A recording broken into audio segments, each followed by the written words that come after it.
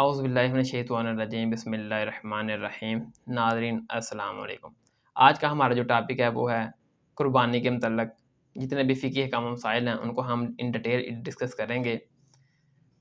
تو فقہی مسئلہ نمبر 1،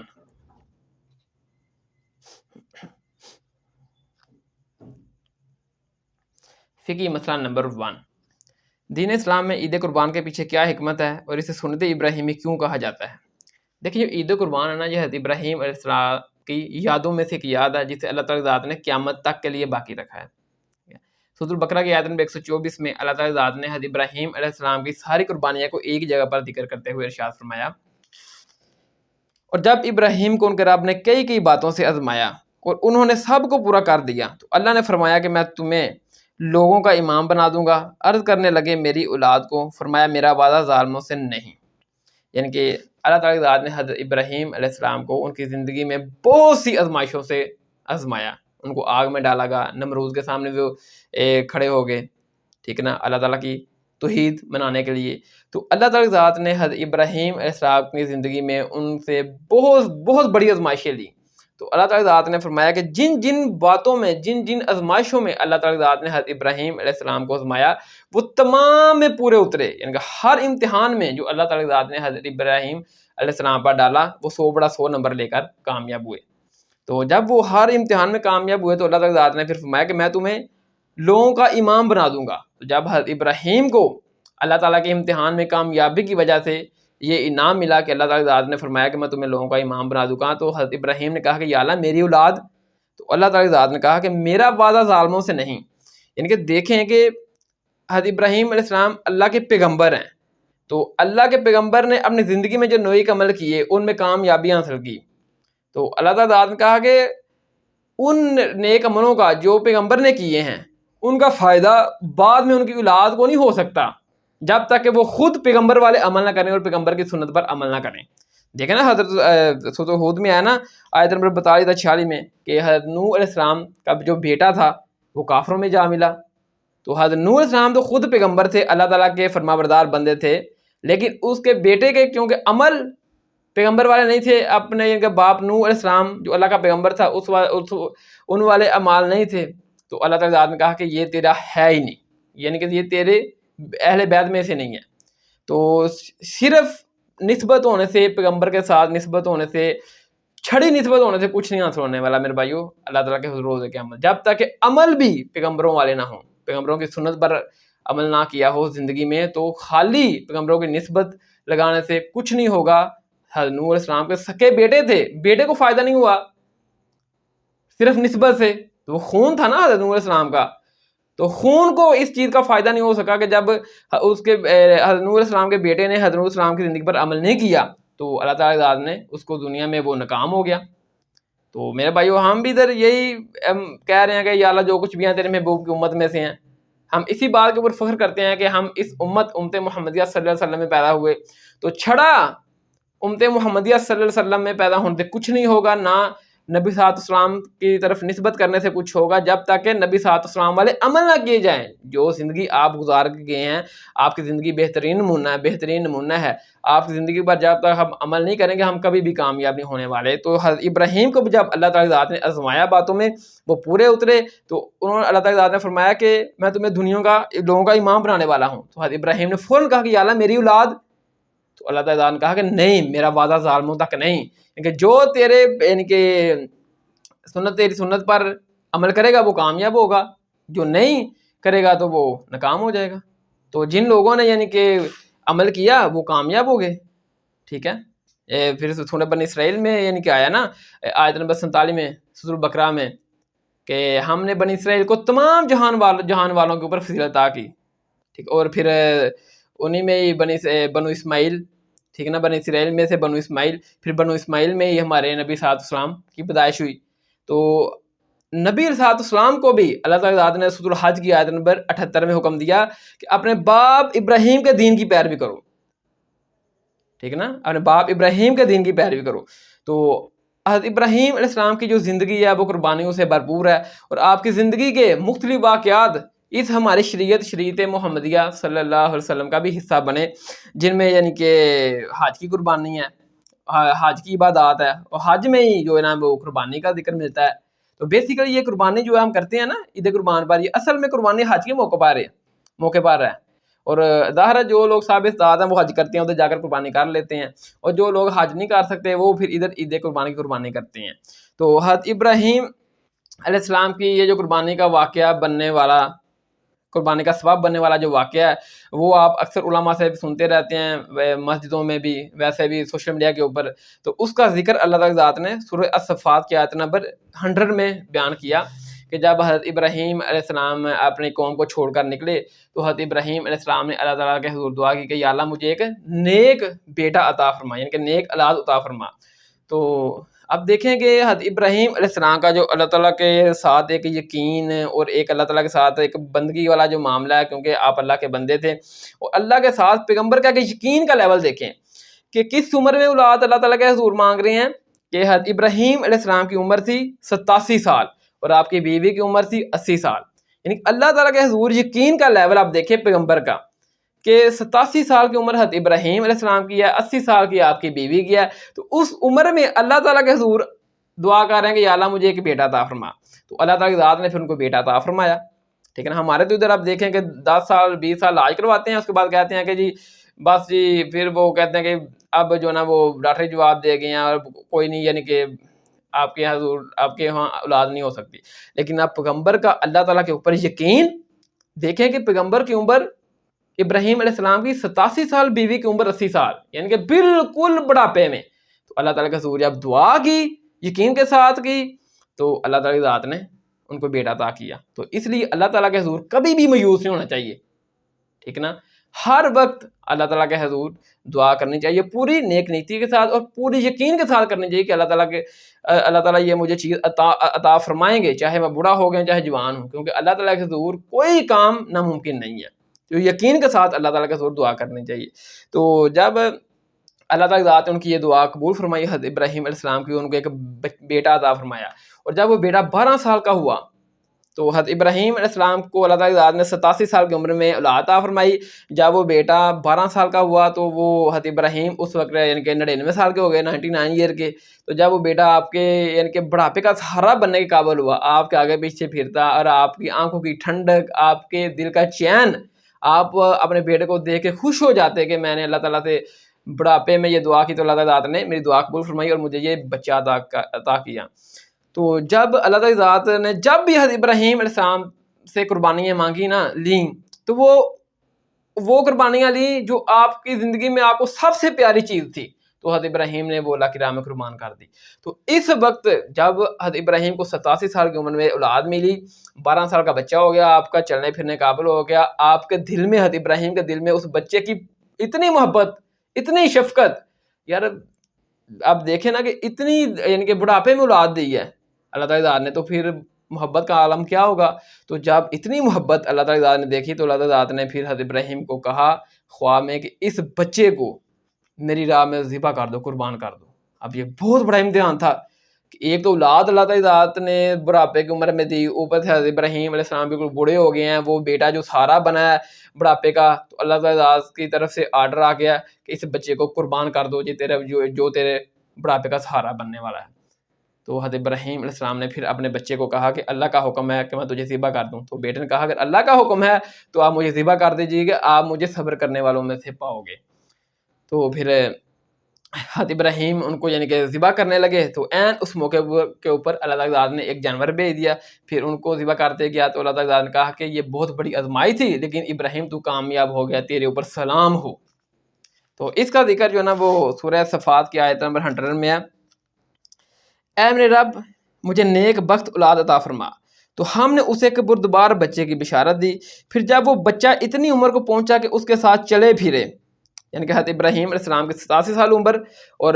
بچے کی عمر 12 سال ہو گئی، ٹھیک ہے، بڑھاپے کا سہارا بننے کا قابل ہو گیا۔ تو اس ابراہیم علیہ السلام نے کہا کہ میرے پیارے بچے، میں خواب میں اپنے آپ کو تجھے ذبح کرتے ہوئے دیکھ رہا ہوں۔ تو یعنی کہ حضرت ابراہیم کو خواب آیا، اور بعض علماء پھر کہتے ہیں کہ دیکھیں حضرت ابراہیم کو خواب آیا تو خواب کی وجہ سے ہی حضرت ابراہیم نے اپنے بیٹے کو قربان کر دیا۔ دیکھیں جو انبیاء کرام کا خواب ہوتا ہے نا وہ وحی الہی ہوتا ہے، انبیاء کے خواب میں شیطان کی دخل اندازی نہیں ہوتی، جو مشکات میں حدیث ہے نا 4608 کہ نبی صلی اللہ علیہ وسلم نے فرمایا کہ خواب نبوت کا 46واں حصہ ہے. تو انبیاء کرام کا جو خواب ہوتا ہے وہی الہی ہوتا ہے، ٹھیک ہے نا. تو وہ اللہ تعالیٰ سے طرف سے حکم تھا، آرڈر تھا، وہی تھی کہ اپنے بیٹے کو قربان کر دو، ٹھیک ہے. تو اب بتا کہ تیری کیا رائے ہے. حضرت ابراہیم پوچھ رہے ہیں کہ مجھے اللہ تعالیٰ نے حکم دیا ہے کہ میں تجھے ذبح کر دوں، بتا تیری کیا رائے ہے. تو جواب دیا کہ ابا جو حکم ہوا ہے آپ اسے پورا کر ڈالیے، انشاءاللہ آپ مجھے صبر کرنے والوں میں پاؤں گے، صبر کرنے والوں میں سے پاؤ گے. اب دیکھیں بیٹے کا بھی آگے جواب دیکھیں. بیٹا بھی تو پھر حضرت ابراہیم کی اولاد تھی نا، حضرت ابراہیم کا خون تھا نا، کہ حضرت ابراہیم علیہ السلام نے کبھی بھی اللہ تعالیٰ کی نافرمانی نہیں کی. تو آگے سے بیٹے نے پھر کہا کہ اللہ تعالیٰ کی راہ میں آپ مجھے بے دھڑک ہوگا قربان کر دیجئے، میری گردن ذبح کر دیجئے، آپ مجھے صبر کرنے والوں میں سے پاؤ گے. آج تو میرے بھائیوں اگر باپ صبح بیٹے کو یہ کہے کہ صبح فجر کی نماز ہو گیا، اذان ہو گیا، جا کے نماز پڑھ، تو بیٹا آگے سے یعنی کہ 20-25 سنا دے گا اپنے باپ کو. تو ادھر دیکھیں کہ حضرت ابراہیم نے کہا کہ میں اللہ کی رضا کے لیے تجھے ذبح کرنے والا ہوں. تو بیٹے نے کہا کہ آپ مجھے اللہ کی رضا کے لیے ذبح کر دیجئے، اگر اللہ نے چاہا تو میں انشاءاللہ صبر کرنے والوں میں سے ثابت ہوں گا. تو غرض جب دونوں متی ہو گئے اور اس نے اس کو پیشانی کے بل گرا دیا، تو حضرت ابراہیم نے اپنے بیٹے کو یعنی کہ سیدھا نہیں لٹایا کہ آپ کا چہرہ اور آپ کے بیٹے کا چہرہ آمنے سامنے ہو، نہیں. حضرت ابراہیم نے اپنے بیٹے کو الٹا لٹا دیا کہ کہیں حضرت ابراہیم کی نظر اپنے بیٹے کے چہرے پر پڑے تو کہیں یہ وہ شفقت اور محبت کا جو ایک پہلو نا وہ اجاگر ہو جائے اور حضرت ابراہیم اس امتحان میں کہیں ناکام نہ ہو جائیں. تو حضرت ابراہیم نے اپنے بیٹے کو الٹا لگا دیا اور یوں گردن کے نیچے سے چھری یوں چلانے لگے. تو ہم نے آواز دی کہ اے ابراہیم یقیناً تم نے اپنے خواب کو سچا کر دکھایا، بے شک ہم نیکی کرنے والوں کو اس طرح جزا دیتے ہیں، در حقیقت یہ کھلا امتحان ہے. اب دیکھیے اللہ کی ذات کہہ رہی تھی کہ یہ بہت بڑا امتحان تھا. اب دیکھیے جس امتحان کو اللہ تعالیٰ کی ذات کہہ رہی ہے کہ بہت بڑا امتحان تھا، تو وہ کتنا بڑا امتحان ہوگا. اور ہم نے ایک بڑا ذبیحہ اس کے فدیے میں دے دیا، اور ہم نے ان کا ذکر پچھلوں میں باقی رکھا، یعنی کہ اب قیامت تک حضرت ابراہیم کی اس جو امتحان ہے، سنت کے قربانی ہے، سنت ابراہیمی ہے، اس کو قیامت تک یاد بھی کیا جائے گا اور قربانی بھی کی جائے گی. ابراہیم ہم پر سلام ہو. تو اللہ تعالیٰ نے کہا کہ ابراہیم میرے بندے تجھ پر سلام ہو، ہم نیکوکاروں کو اسی طرح بدلا دیتے ہیں، بے شک وہ ہمارے ایماندار بندوں میں سے تھا. اور ہم نے اس کو اسحاق نبی کی بشارت دی جو صالح لوگوں میں سے ہوگا. یعنی کہ بعض لوگ پھر کہتے ہیں کہ یہ جو بیٹا قربان کیا نا اللہ کی راہ میں وہ حضرت اسماعیل تھے، کیونکہ حضرت اسحاق کا ذکر بعد میں آ رہا ہے اور ہم نے اس کو اسحاق نبی کی بشارت دی. تو حضرت اسحاق علیہ السلام کا ذکر بعد میں آ رہا ہے. تو اس سے یہی پتہ چلتا ہے کہ حضرت اسماعیل پہلے بیٹے تھے جن کو قربان کیا گیا تھا اللہ کی راہ میں،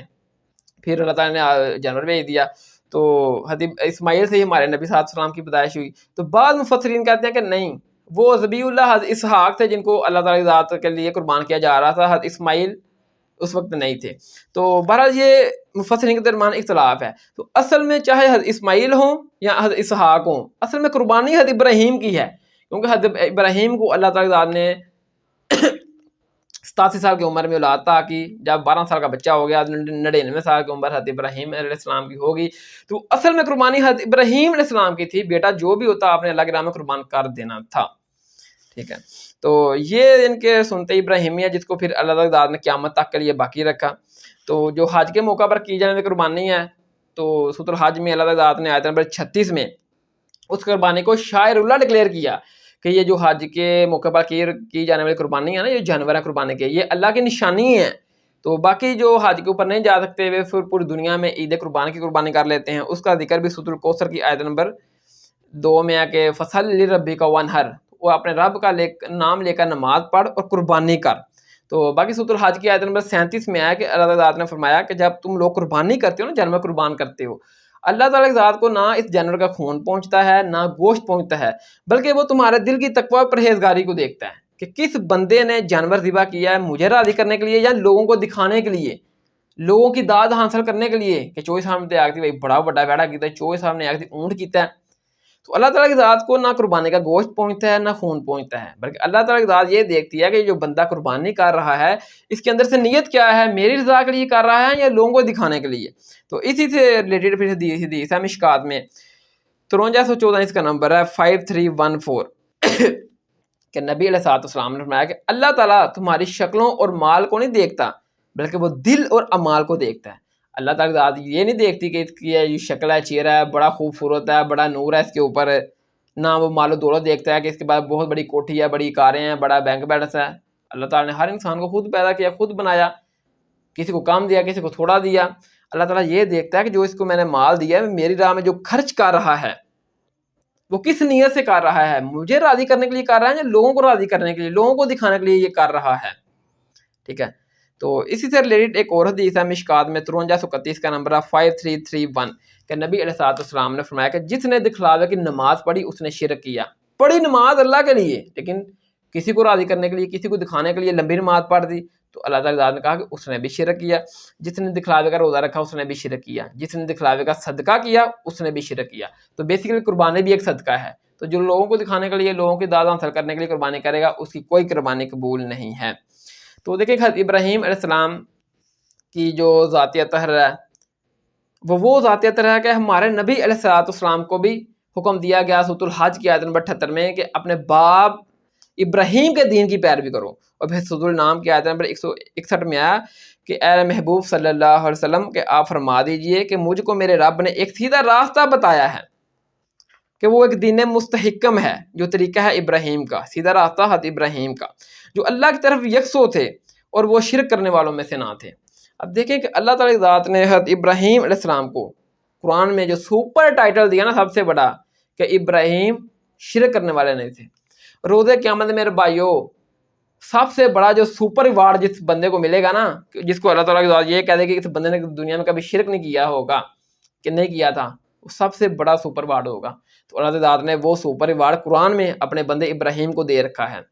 کہ میرے بندے نے کبھی شرک نہیں کیا۔ میرے بھائیو قرآن میں تو سورۃ الجاثیہ کی آیت نمبر 23 میں تو خواہش نفس کو بھی شرک کہا گیا ہے۔ سورۃ الجاثیہ آیت نمبر 23 میں ہے نا کہ اے محبوب صلی اللہ علیہ وآلہ وسلم کیا آپ نے اس شخص کو نہیں دیکھا جس نے اپنی خواہش نفس کو اپنا معبود بنا رکھا ہے۔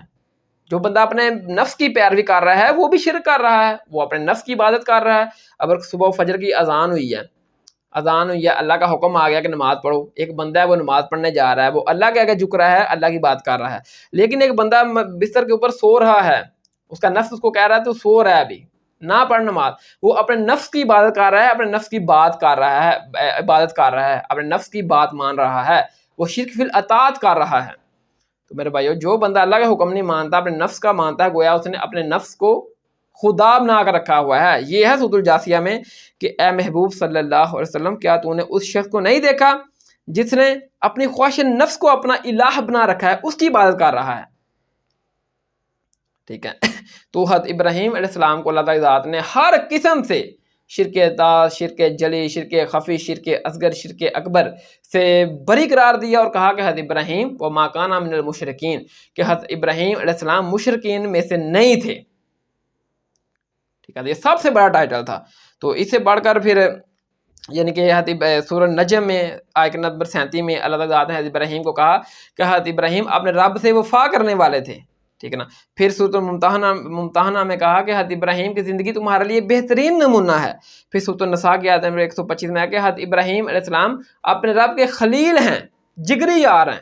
ٹھیک ہے نا۔ اور پھر سورہ الصفات میں کی آیت نمبر 100 میں آیا کہ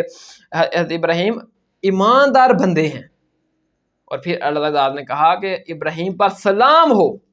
تو پورے قرآن میں ابراہیم ابراہیم ابراہیم ہی ہو رہا ہے۔ میرے بھائیو کیوں ہو رہا ہے کہ حضرت ابراہیم علیہ السلام نے اپنی زندگی کی ہر پیاری چیز اللہ کی راہ میں قربان کر دی، اپنے بیٹے کو بھی جو بڑھاپے کا سہارا بننے کے قابل ہوا، اللہ تعالیٰ کا حکم آیا اور اللہ تعالیٰ کی راہ میں ہر چیز قربان کر دی۔ تو اللہ تعالیٰ نے ٹائٹل دیا، پھر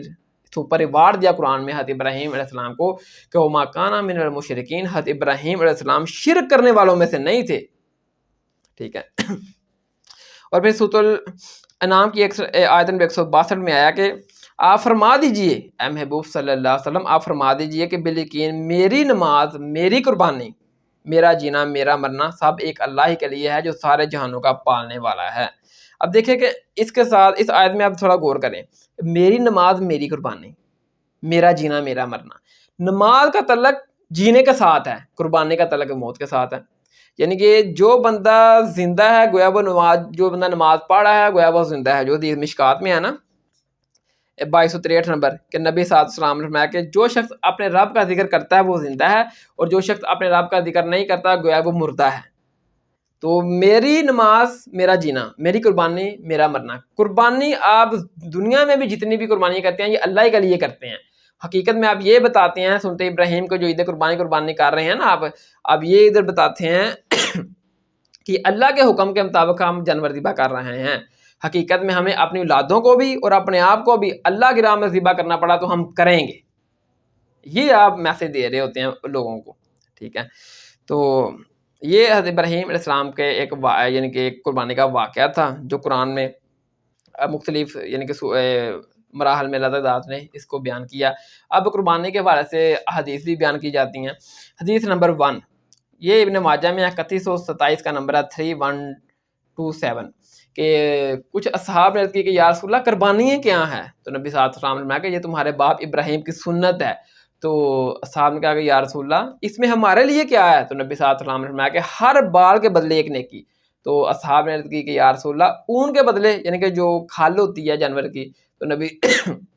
السلام نے فرمایا کہ کھال کے ہر بال کے بدلے آپ کو ایک نیکی ملتی ہے جو بندہ قربانی کرتا ہے۔ تو ایک اور حدیث ہے سنن ابن ماجہ میں 3126 کا نمبر ہے 3126 کہ نبی صلی اللہ علیہ وسلم نے فرمایا کہ قربانی کا دن اللہ تعالیٰ کو قربانی سے بہتر کوئی عمل نہیں ہے، یعنی کہ قربانی کے دن قربانی سے افضل کوئی عمل نہیں ہے۔ جو بندہ اللہ کی راہ میں قربان کرتا ہے جانور، سب سے افضل عمل ہے وہ قربانی دینا قربانی کے دن، ٹھیک ہے۔ تو پھر نبی صلی اللہ علیہ وسلم نے فرمایا کہ روز قیامت وہ جانور جو اللہ کی راہ میں کسی نے ذبح کیا وہ اپنے سینگوں، کھوروں، ٹھیک ہے، اور بالوں سمیت آئے گا، اور یعنی کہ اللہ تعالیٰ کی ذات اس کو پھر وہ ایک پلڑے میں رکھ کر اس کے بدلے اس کو نیکیاں عطا کریں گے۔ تو نبی صلی اللہ علیہ وسلم نے فرمایا کہ قربانی کے جانور کا خون زمین پر گرنے سے پہلے ہی وہ قبول ہو جاتا ہے، اس لیے خوش دلی کے ساتھ قربانی کیا کرو۔ یعنی کہ قبول قربانی اس کی ہوگی جو بندہ حلال کی کمائی سے کرے گا۔ اب ایک بندہ چوری بکرا کر کے یا حرام کی کمائی سے قربانی کرے گا تو اس کی کوئی قربانی قبول نہیں ہے،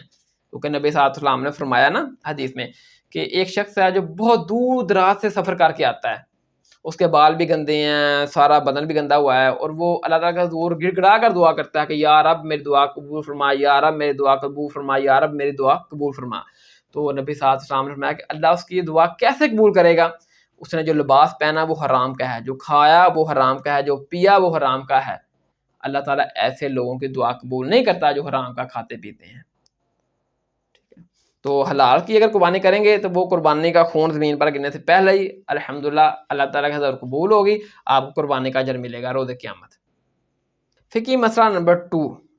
حج کے موقع پر دی جانے میں قربانی اور عید قربان کے موقع پر دی جانے میں قربانی میں کیا فرق ہے؟ دیکھیں یہ دو الگ قربانی ہیں۔ اصل میں جو قربانی ہے وہ حج کے موقع پر دی جانے والی قربانی ہے جسے سنت ابراہیمی کہا جاتا ہے۔ اب جو لوگ حج کے لیے جاتے ہیں صاحب استطاعت ہیں وہ ادھر جاتے ہیں اور قربانی کر لیتے ہیں، سنت ابراہیمی پر عمل کر لیتے ہیں۔ جو لوگ غریب ہیں حج پر نہیں جا سکتے تو پھر اللہ تعالیٰ نے ایک گفٹ کے طور پر ان کو عید قربان کی قربانی کا حکم دیا جس کا ذکر سورۃ الکوثر میں ہے، فصل لربک وانحر، اپنے رب کے لیے نماز پڑھ اور قربانی کر۔ اور جو حج کی قربانی ہے اس کو کہتے ہیں الہدیو، یعنی کہ ہدی بھی بولا جاتا ہے، اور جو عید قربان کی قربانی ہے اس کو کہتے ہیں الادحیہ، یعنی کہ عید الاضحیٰ کا لفظ بولا جاتا ہے نا۔ تو آج کے دور میں تو یہ دو اللہ قربانی ہیں۔ تو اصل میں یہ قربانی حج کے موقع پر تھی، وہ بھی جو بندہ حج قران کرے یا حج تمتع، جس کا ذکر سورۃ البقرہ میں ہے نا کہ اللہ تعالیٰ ذات نے فرمایا کہ جو بندہ ایک ہی سفر میں حج کے ساتھ عمرے کا فائدہ اٹھائے اسے چاہیے کہ وہ اللہ کی راہ میں ایک بکرا ذبح کرے یعنی قربانی کرے۔ اور جو بندہ قربانی نہیں کر سکتا غریب ہے وہ 10 روزے رکھے، 3 حج کے دنوں میں اور 7 روزے جب وہ گھر واپس آئے آ کر رکھے، اس طرح 10 روزے مکمل کرے۔ کیونکہ جو مشرکین عرب تھے نا وہ حج اور عمرے کو اکٹھا کرنے کو گناہ سمجھتے تھے۔ تو مشکات میں حدیث ہے 2558 نمبر 2558 کہ نبی صلی اللہ علیہ وسلم نے حکم دیا کہ حج اور عمرہ قیامت تک کے لیے اکٹھے ہو گئے ہیں، کیونکہ نبی صلی اللہ علیہ وسلم کو ظاہر ہے ہمارا ساتھ تھا کہ میرے امتیوں نے بہت دور دور سے آنا ہے، تو ظاہر ہے جب وہ آئیں گے اتنے خرچ کر کے تو حج کے ساتھ ہی ایک ہی سفر میں عمرے کا فائدہ بھی اٹھا لیں گے اور اس کے بدلے وہ اللہ تعالیٰ کے حضور ایک جانور ذبح کر دیں گے ٹھیک ہے نا۔ تو حج تمتع اور حج قران میں جو قربانی کی جاتی ہے وہ عمرے سے جو فائدہ اٹھایا جاتا ہے اس کی وجہ سے ہوتی ہے، اور یہ قربانی واجب ہے، فرض ہے، ٹھیک ہے۔ البتہ جو حج افراد کرتا ہے چھڑا ہے حج اس کے اوپر یہ قربانی نہیں ہے۔ پھر سورۃ الحج کی آیت نمبر 36 میں آیا کہ اللہ تعالیٰ ذات نے جو حج کے موقع پر دی جانے والی قربانی تھی نا، وہ جانور ہیں، ان کو شاعر اللہ ڈکلیئر کیا ہے کہ یہ اللہ کی نشانی ہے کہ یہ حج کے موقع پر ان کی قربانی کی جاتی ہے۔ تو نبی صلی اللہ علیہ وسلم جو قربانی کے جانور تھے نا، ان سے بہت زیادہ محبت فرمایا کرتے تھے۔ تو آج کے دور میں بھی جو یعنی کہ لوگ جب لاتے ہیں جانور قربانی کا گھر اپنے، تو وہ پیشاب کر دیتے ہیں یا گوبر کا مسئلہ بن جاتا ہے، تو ظاہر ہے وہ ایک گندگی تو ہوتی ہے، لیکن اللہ تعالیٰ کے حضور اس تکلیف سے جو انسان گزرتا ہے، ٹھیک ہے، جانور کی وجہ سے، قربانی کے جانور کی وجہ سے، تو اللہ تعالیٰ کے حضور اس میں بھی آپ کو اجر عطا کریں گے، نیکیاں ہی عطا کریں گے۔ بلکہ مشکات میں حدیث ہے 2627 نمبر 2627 کہ نبی علیہ السلام جو قربانی کا جانور تھا نا، اپنے مبارک ہاتھوں سے اس کے گلے میں جوتوں کا ہار ڈالا کرتے تھے، کیونکہ عرب میں یہ ایک رواج تھا کہ جو قربانی کا جانور ہوتا تھا اس کے گلے میں جوتوں کا ہار ڈالا جاتا تھا تاکہ دور سے پتہ چل جائے کہ یہ قربانی کا جانور ہے۔ پھر ایک اور سنت تھی اشعار کرنا۔ اشارہ کرنا کہتے ہیں کہ جو اونٹ ہے نا، اس کی کوہان کے اوپر یوں ایک ٹک لگاتے تھے، تھوڑا سا خون نکلتا تھا، پھر ادھر ہی مال دیا جاتا تھا خون، تاکہ یہ بھی ایک نشانی تھی کہ پتہ چل جاتا تھا کہ یہ بھی جو اونٹ ہے یہ قربانی کا جانور ہے۔ تو مشکات میں ایک اور حدیث ہے 2631 2631 کہ عمائشہ بیان کرتی ہیں کہ میں قربانی کے جانور کے جو گلے میں پٹا ڈالا جاتا تھا نا، قلائدہ، وہ خود اپنے مبارک ہاتھوں سے اس کو بنایا کرتی تھی۔ تو نبی صلی اللہ علیہ وسلم اس قلائدے کو خود اپنے مبارک ہاتھوں سے قربانی کے جانور کے گلے میں پہنایا کرتے تھے۔ تو نبی صلی اللہ علیہ وسلم قربانی کے جانور سے بہت زیادہ محبت فرمایا کرتے تھے، ٹھیک ہے۔ تو حج کے موقع پر جو دی جانے والی قربانی ہے وہ واجب ہے، فرض ہے، ٹھیک ہے، اور جو عید قربان کے موقع پر دی جانے والی قربانی ہے وہ احناف کے نزدیک واجب ہے، وہ امت کے شیعہ سنی باقیوں کے نزدیک یہ سنتے موقع ہے، اور یہ دو الگ الگ قربانی ہیں، ٹھیک ہے۔ تو البتہ جو حج افراد کرتا ہے چھڑا حج، اس کے اوپر یہ قربانی نہیں ہے۔ فقہی مسئلہ نمبر 3، حج کی قربانی یا دم والی قربانی پاکستان آ کر کی جا سکتی ہے؟ جی نہیں جی، پاکستان آ کر نہیں کی جا سکتی۔ حج کی قربانی اور دام والی قربانی آپ نے ادھر ہی سعودی عرب میں کرنی ہے۔ اس کا ذکر سورۃ البقرہ میں ہے کہ اللہ تعالیٰ نے فرمایا کہ جو بندہ ایک ہی سفر میں حج کے ساتھ عمرے کا فائدہ اٹھائے، یعنی کہ جو بندہ حج تمتع کرے یا حج قران کرے، اسے چاہیے کہ وہ اللہ کی راہ میں ایک جانور ذبح کرے۔ اگر جانور ذبح نہیں کر سکتا، غریب ہے، پھر 10 روزے رکھے، 3 حج کے دنوں میں اور 7 روزے جب وہ گھر واپس آئے۔ تو جو یہ قربانی یہ فرض ہے، واجب ہے، کیونکہ آپ نے ایک ہی سفر میں حج کے ساتھ عمرے کا فائدہ اٹھایا ہے۔ البتہ جو بندہ حج افراد کرتا ہے چھڑا حج، اکیلا حج، اس کے اوپر یہ قربانی نہیں ہے۔ تو دام والی قربانی جو ہے نا، وہ اس کا ذکر بھی اپنا سورۃ البقرہ کی آیت نمبر 196 میں آیا کہ اللہ تعالیٰ نے فرمایا کہ جو بندہ بیمار ہو جائے یا اس کے سر میں تکلیف ہو اور وہ یعنی کہ احرام کی حالت میں ہو، وہ اپنا سر منڈوا دے، پھر اس کے بدلے میں فدیہ دے، صدقہ کرے یا روزے رکھے یا قربانی کر دے۔ اور اس کی پھر ڈیٹیل جو نا مشکات میں ہے 2688 کا نمبر ہے کہ کعب بن حجرہ بیان کرتے ہیں کہ میں صلح حدیبیہ کے موقع پر نبی صلی اللہ علیہ وسلم کے ساتھ یعنی کہ عمرے کے پر تھا، تو احرام کی حالت میں میں نے میرے سر میں اتنی جوئیں ڈال گئیں کہ وہ جوئیں میرے چہرے کے اوپر گرتی تھی، اتنی زیادہ جوئیں ڈال گئیں۔ تو نبی صلی اللہ علیہ وسلم نے کہا کہ اے کعب بن حجرہ، تمہیں یہ جوئیں تکلیف نہیں دے رہی؟ تو میں نے کہا جی ہاں حضور دے رہی ہیں۔ تو نبی صلی اللہ علیہ وسلم نے فرمایا کہ تو اس طرح کر، اپنا سر منڈوا دے، ٹھیک ہے۔ تو ظاہر اب سر منڈوائے گا تو دم اور یا فدیہ واجب ہو جائے گا، احرام کی بندیوں کو توڑ ڈالا جائے گا۔ تو اس کے بدلے تو 6 مساکین کو کھانا ہے اناج لے دے، ایک مسکین کو 7 کلو اناج لے کر دینا ہے۔ اس طرح 6 مسکینوں کو 7 کلو اناج لے دے، یا 3 روزے رکھ، یا اللہ کی راہ میں ایک بکرا قربان کر۔ تو یہ جو دم والی قربانی ہے نا، یہ آپ نے حدود حرم میں کرنی ہے، اور اس کا گوشت آپ خود نہیں کھا سکتے، سارا غریبوں میں تقسیم کرنا ہے۔ البتہ عید قربان والی قربانی ہے، اس کو گوشت آپ خود بھی کھا سکتے ہیں، غریبوں کو بھی دے سکتے ہیں۔ لیکن جو حالت حرام میں دم والی قربانی ہے، ٹھیک ہے، وہ حدود حرم میں کرنی ہوگی، اور اس کا گوشت بھی آپ خود نہیں کھا سکیں گے، سارا کا سارا گوشت صدقہ کرنا ہوگا غریبوں میں، ٹھیک ہے۔ تو جو حج والی قربانی ہے وہ بھی آپ سعودی عرب میں کریں گے، پاکستان آ کر نہیں کر سکتے۔ دام والی قربانی ادھر ہی حدود حرم میں کریں گے، پاکستان آ کر نہیں کر سکتے۔ البتہ اگر کوئی شخص بھول گیا ہے قربانی کرنا حج کی یا دام والی، تو پھر وہ ادھر سعودی عرب جو اس کا عزیز بندہ ہے اس کو پیسے بھیجے تاکہ پھر ادھر وہ حدود حرم میں قربانی کر دے۔ اور پاکستان میں آ کر حج والی قربانی یا دام والی قربانی آپ نہیں کر سکتے، اگر بھول گئے ہیں تو پیسے بھیجے سعودی عرب، ادھر کوئی بندہ آپ کی طرف سے قربانی کر دے تو آپ کی قربانی ادا ہو جائے گی۔ فقہی مسئلہ نمبر 4، حاجیوں کو حج قران یا حج تمتع کی قربانی کر لینا کافی ہے یا عید قربان کی قربانی بھی الگ سے کرنی ہوگی؟ دیکھیں، کسی بھی سیدی سے یا خلفائے راشدین کے عمل سے یا کسی صحابی کے عمل سے یا تابعی کے عمل سے یہ چیز ثابت نہیں ہے، نہ میرے علم میں ہے کہ انہوں نے حج کے موقع پر الگ سے قربانی کی ہو اور عید قربان کے موقع پر الگ سے قربانی کی ہو، یا نبی صلی اللہ علیہ وسلم نے بھی حج کے موقع پر الگ قربانی کی ہو اور عید قربان کے موقع پر الگ سے قربانی کی ہو۔ یہ حنفیوں کا موقف ہے، وہ کہتے ہیں کیونکہ حج کے موقع پر آپ نے حج ایک ہی سفر میں حج کے ساتھ عمرے کا فائدہ اٹھایا ہے،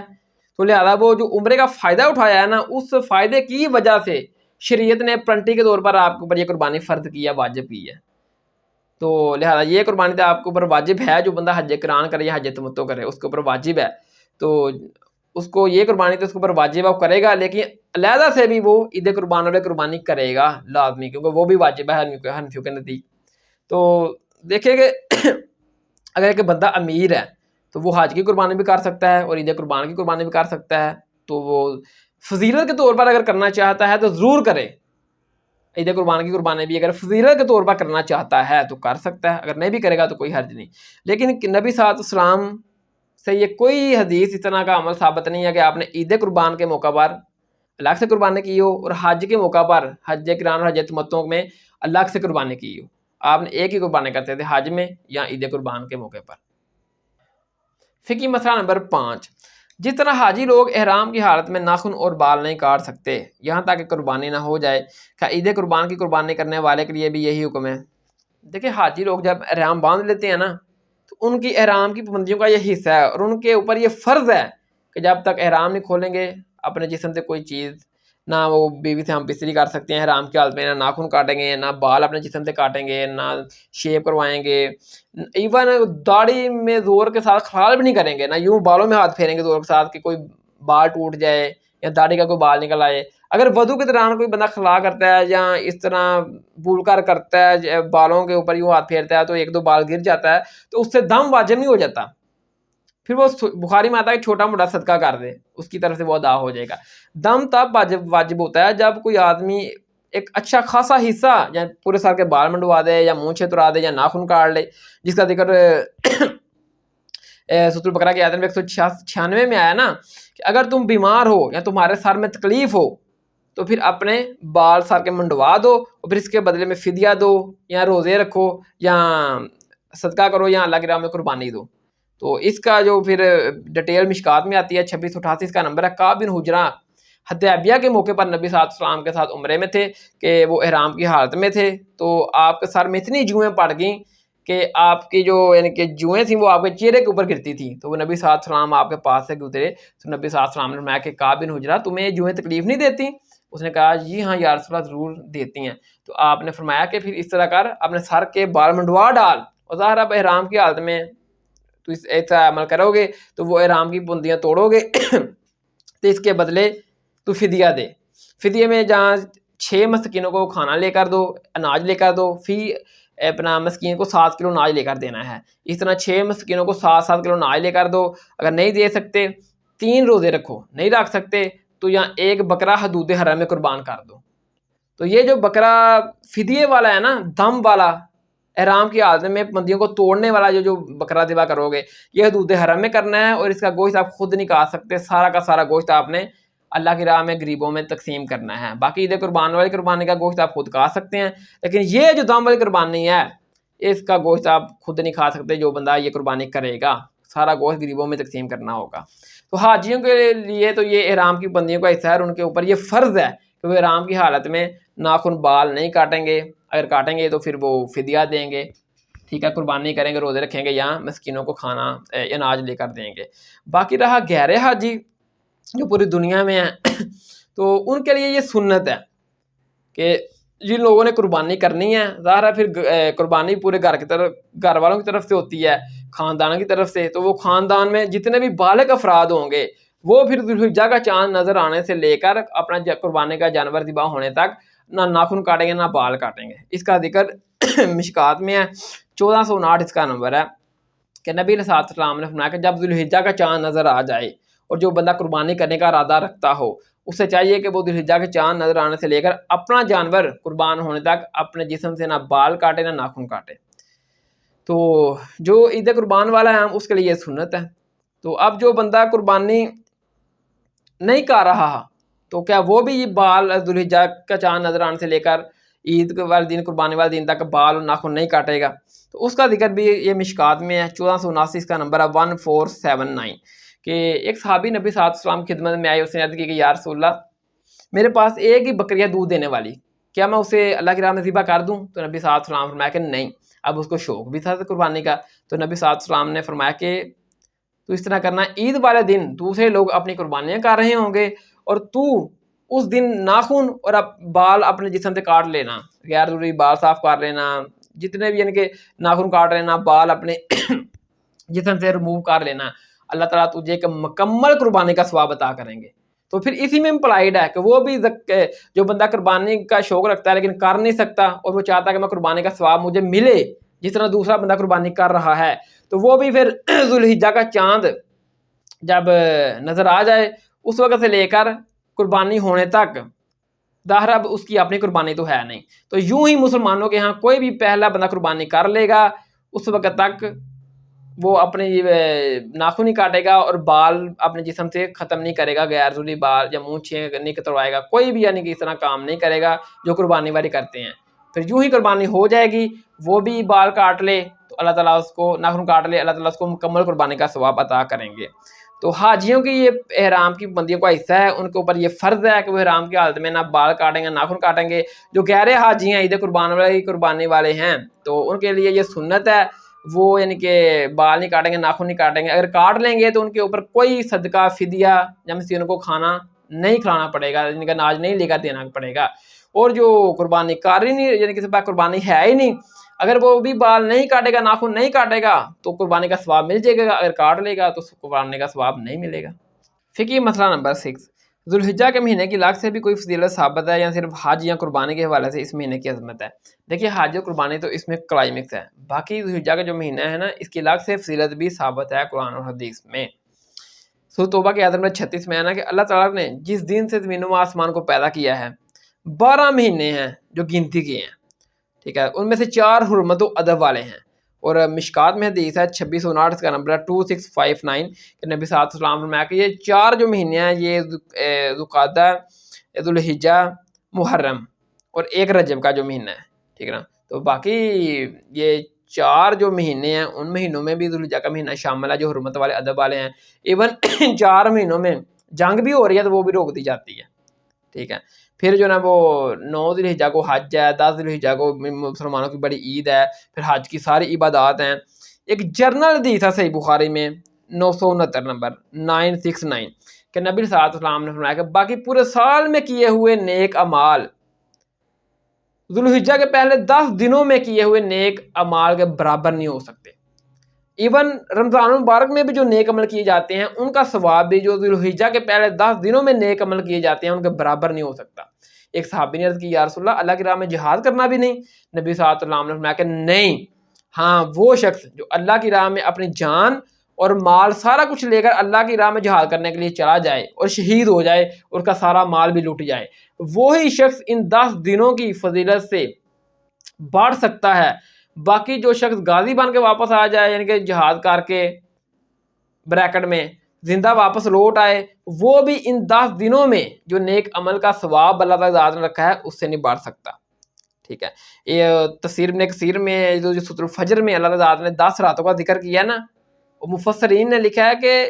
یہ جو 10 راتیں ہیں نا یہ ذوالحجہ کی پہلی 10 راتوں کا ذکر ہے، ٹھیک ہے، ذکر ملتا ہے۔ باقی مسلم امام احمد میں جب یہی حدیث آتی ہے نا 5446 نمبر 5446 کہ نبی صلی اللہ علیہ وسلم نے فرمایا کہ باقی پورے سال میں کیے ہوئے نیک اعمال ذوالحجہ کے پہلے 10 دنوں میں کیے ہوئے نیک اعمال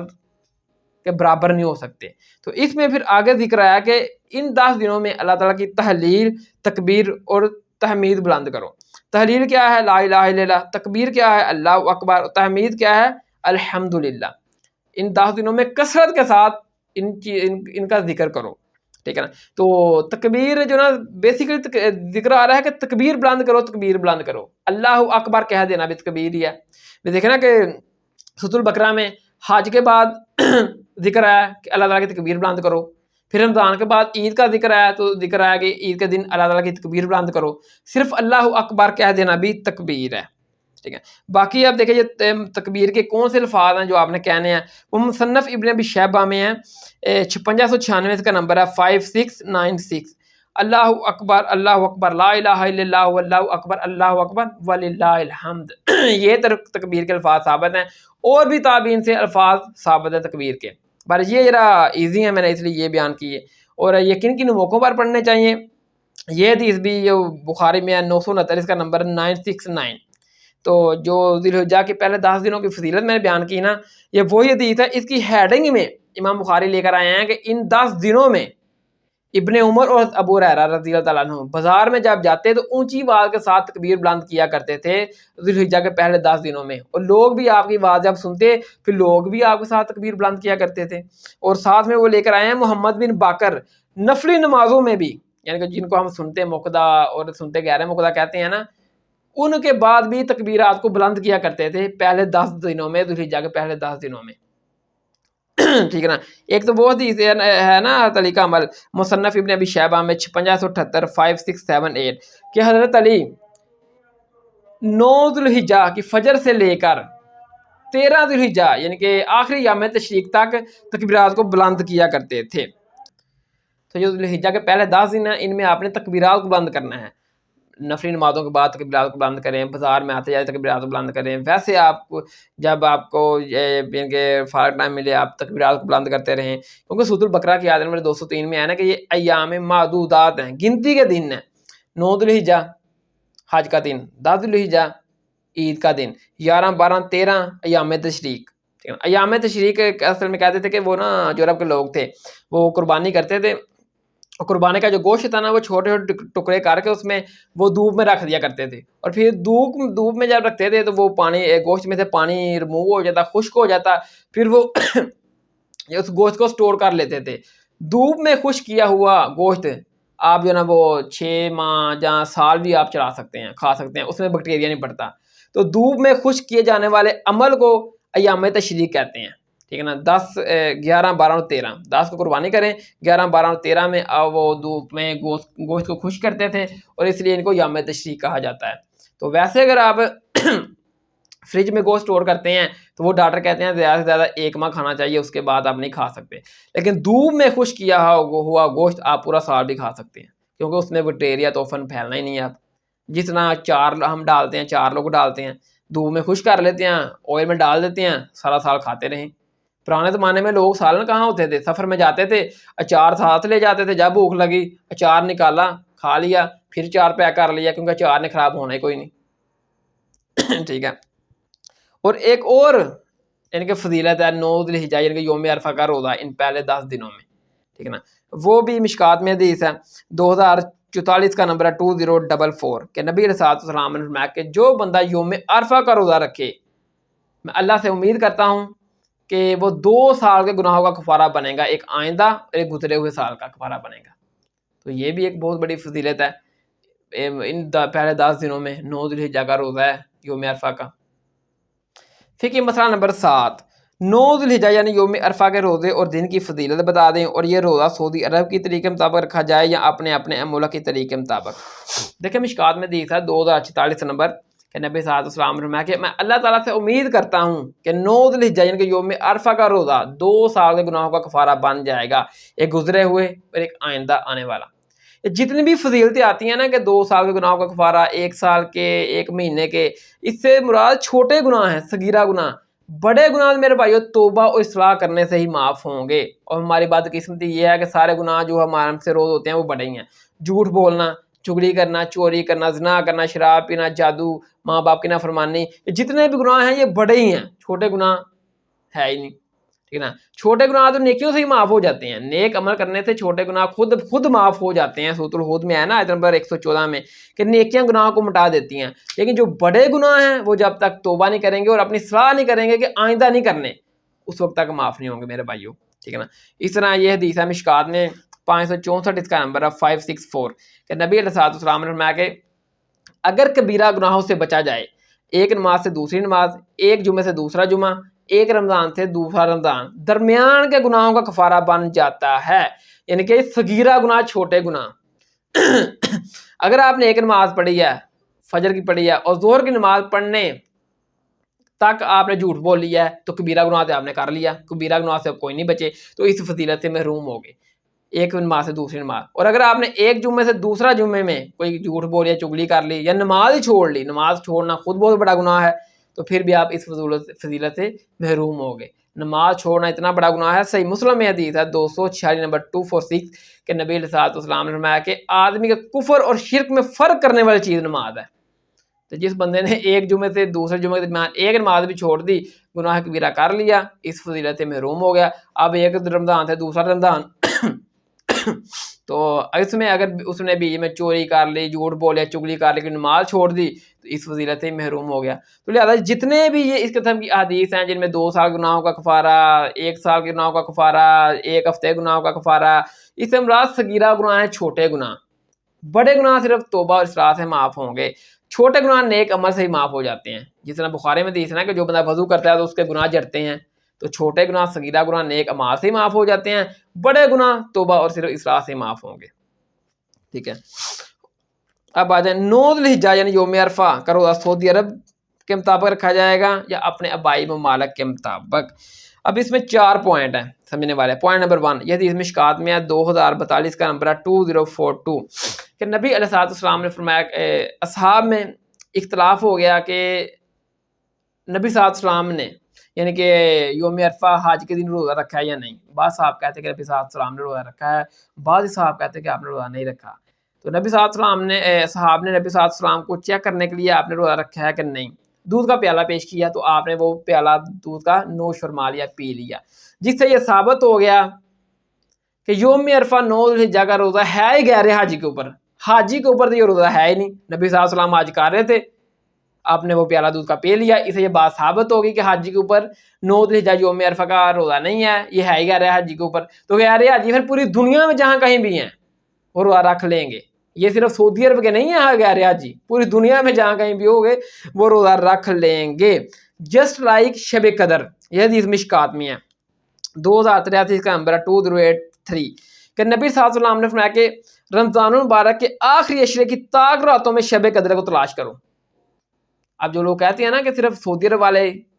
میدان عرفات میں ہی روزہ رکھیں گے کیونکہ میدان عرفات میں ہی یوم عرفہ ہوتا ہے، پوری دنیا میں تو نہیں ہے میدان عرفات نہ روزہ ہوتا ہے، تو وہ اس حدیث کے اوپر غور کریں کہ نبی صلی اللہ علیہ وسلم نے فرمایا کہ رمضان المبارک کے تیسرے عشرے یعنی آخری عشرے کی طاق راتوں میں شب قدر کو تلاش کرو۔ تو پھر میرے بھائیو قرآن تو سعودی عرب میں نازل ہوا ہے، تو سعودی عرب کے تیسرے عشرے کی طاق راتوں میں شب قدر کو تلاش کرنا چاہیے نا، ٹھیک ہے نا۔ تو ادھر تو پھر کوئی نہیں آتا، ساری پوری دنیا میں اپنے ملک کا چاند دیکھتے ہیں اور اس کی طریقے مطابق تیسرے عشرے کی طاق راتوں میں وہ شب قدر تلاش کرتے ہیں۔ تو اگرچہ یوم عرفہ جو ہے نا وہ میدان عرفات میں ہی آتا ہے، لیکن اس کے باوجود پوری دنیا میں جو لوگ رہنے والے ہیں وہ اپنے اپنے چاند کے طریقے مطابق ہی یوم عرفہ کا روزہ رکھیں گے۔ جس طرح قرآن اگرچہ سعودی عرب میں نازل ہوا ہے میرے بھائی، لیکن اس کے باوجود پوری دنیا والے اپنے اپنے چاند کے مطابق تیسرے عشرے کی طاق راتوں میں شب قدر کو تلاش کریں گے، نہ کہ سعودیہ کے ساتھ کہیں گے کہ سعودی عرب میں جب تیسرے عشرے کی طاق راتوں میں ہم ان کے ساتھ ہی شب قدر تلاش کریں گے، وہی بات کریں گے۔ ادھر تو کوئی نہیں بولتا، سارے اپنے اپنے ملک کے مطابق کرتے ہیں، تو یوم عرفہ کا روزہ بھی اپنے ملک کے طریقے مطابق رکھا جائے گا، ٹھیک ہے نا۔ پوائنٹ نمبر 2 میرے بھائیو، آج سے 60 سال پہلے یا 100-150 سال پہلے آپ لگا لیں، جب نہ کیبل تھی، نہ انٹرنیٹ تھا، نہ سوشل میڈیا تھی، نہ موبائل ایپ تھی، نہ فون تھا، تو پھر پوری دنیا کے جو لوگ تھے ان کو کیسے پتہ چلتا تھا کہ آج کی تاریخ میں آج کے دن سعودی عرب میں یوم عرفہ ہے؟ تو اس کا مطلب ہوا آج سے کوئی 150 سال پہلے جتنے بھی لوگ گزرے ہیں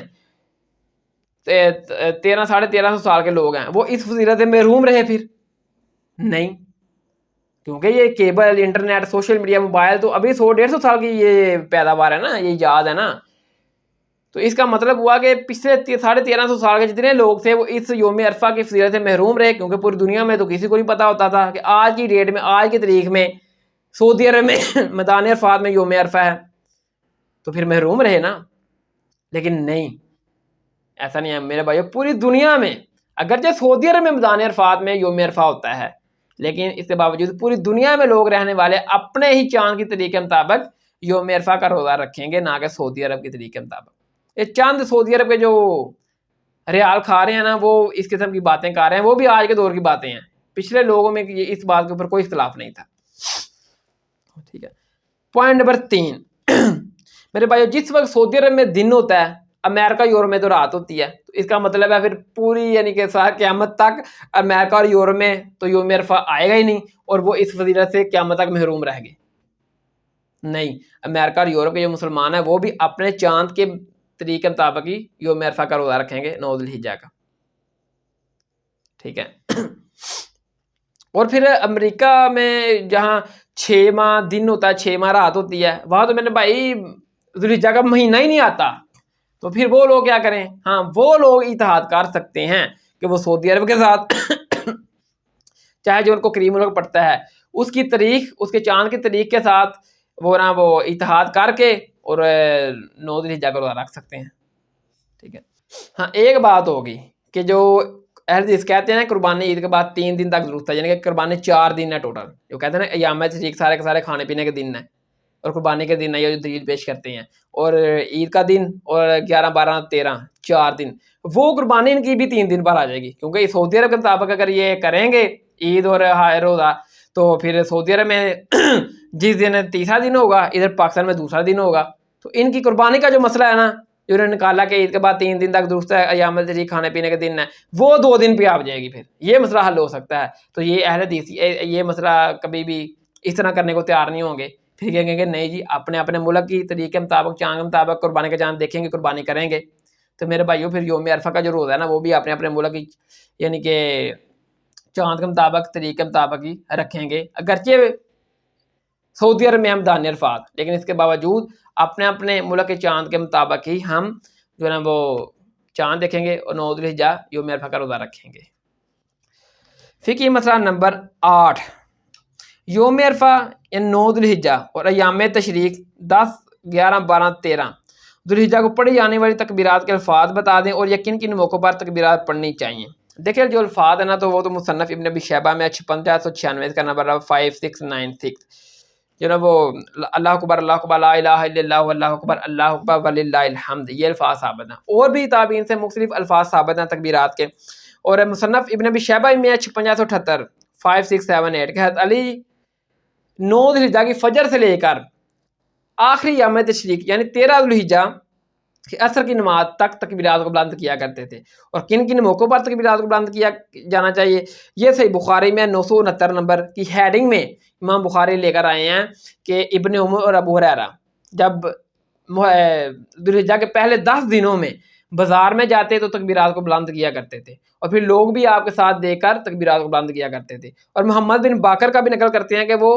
نفلی نمازوں میں بھی تکبیرات کو بلند کیا کرتے تھے، یعنی کہ جس کو ہم سنتے اور غیر سنتے موقدہ کہتے ہیں نا، سنتے موقدہ غیر سنتے موقدہ، تو محمد بن باقر ان کے بعد بھی تکبیرات کو بلند کیا کرتے تھے۔ تو وہ فرد نماز کے بعد نفلی نماز کے بعد بازار میں آتے جاتے آپ تکبیرات کو بلند کر سکتے ہیں۔ تکبیرات کے الفاظ اللہ اکبر لا الہ الا اللہ اللہ اکبر وللہ الحمد، تابعین سے اور بھی الفاظ ثابت ہیں، صرف اللہ اکبر کہہ دینا بھی تکبیر ہے۔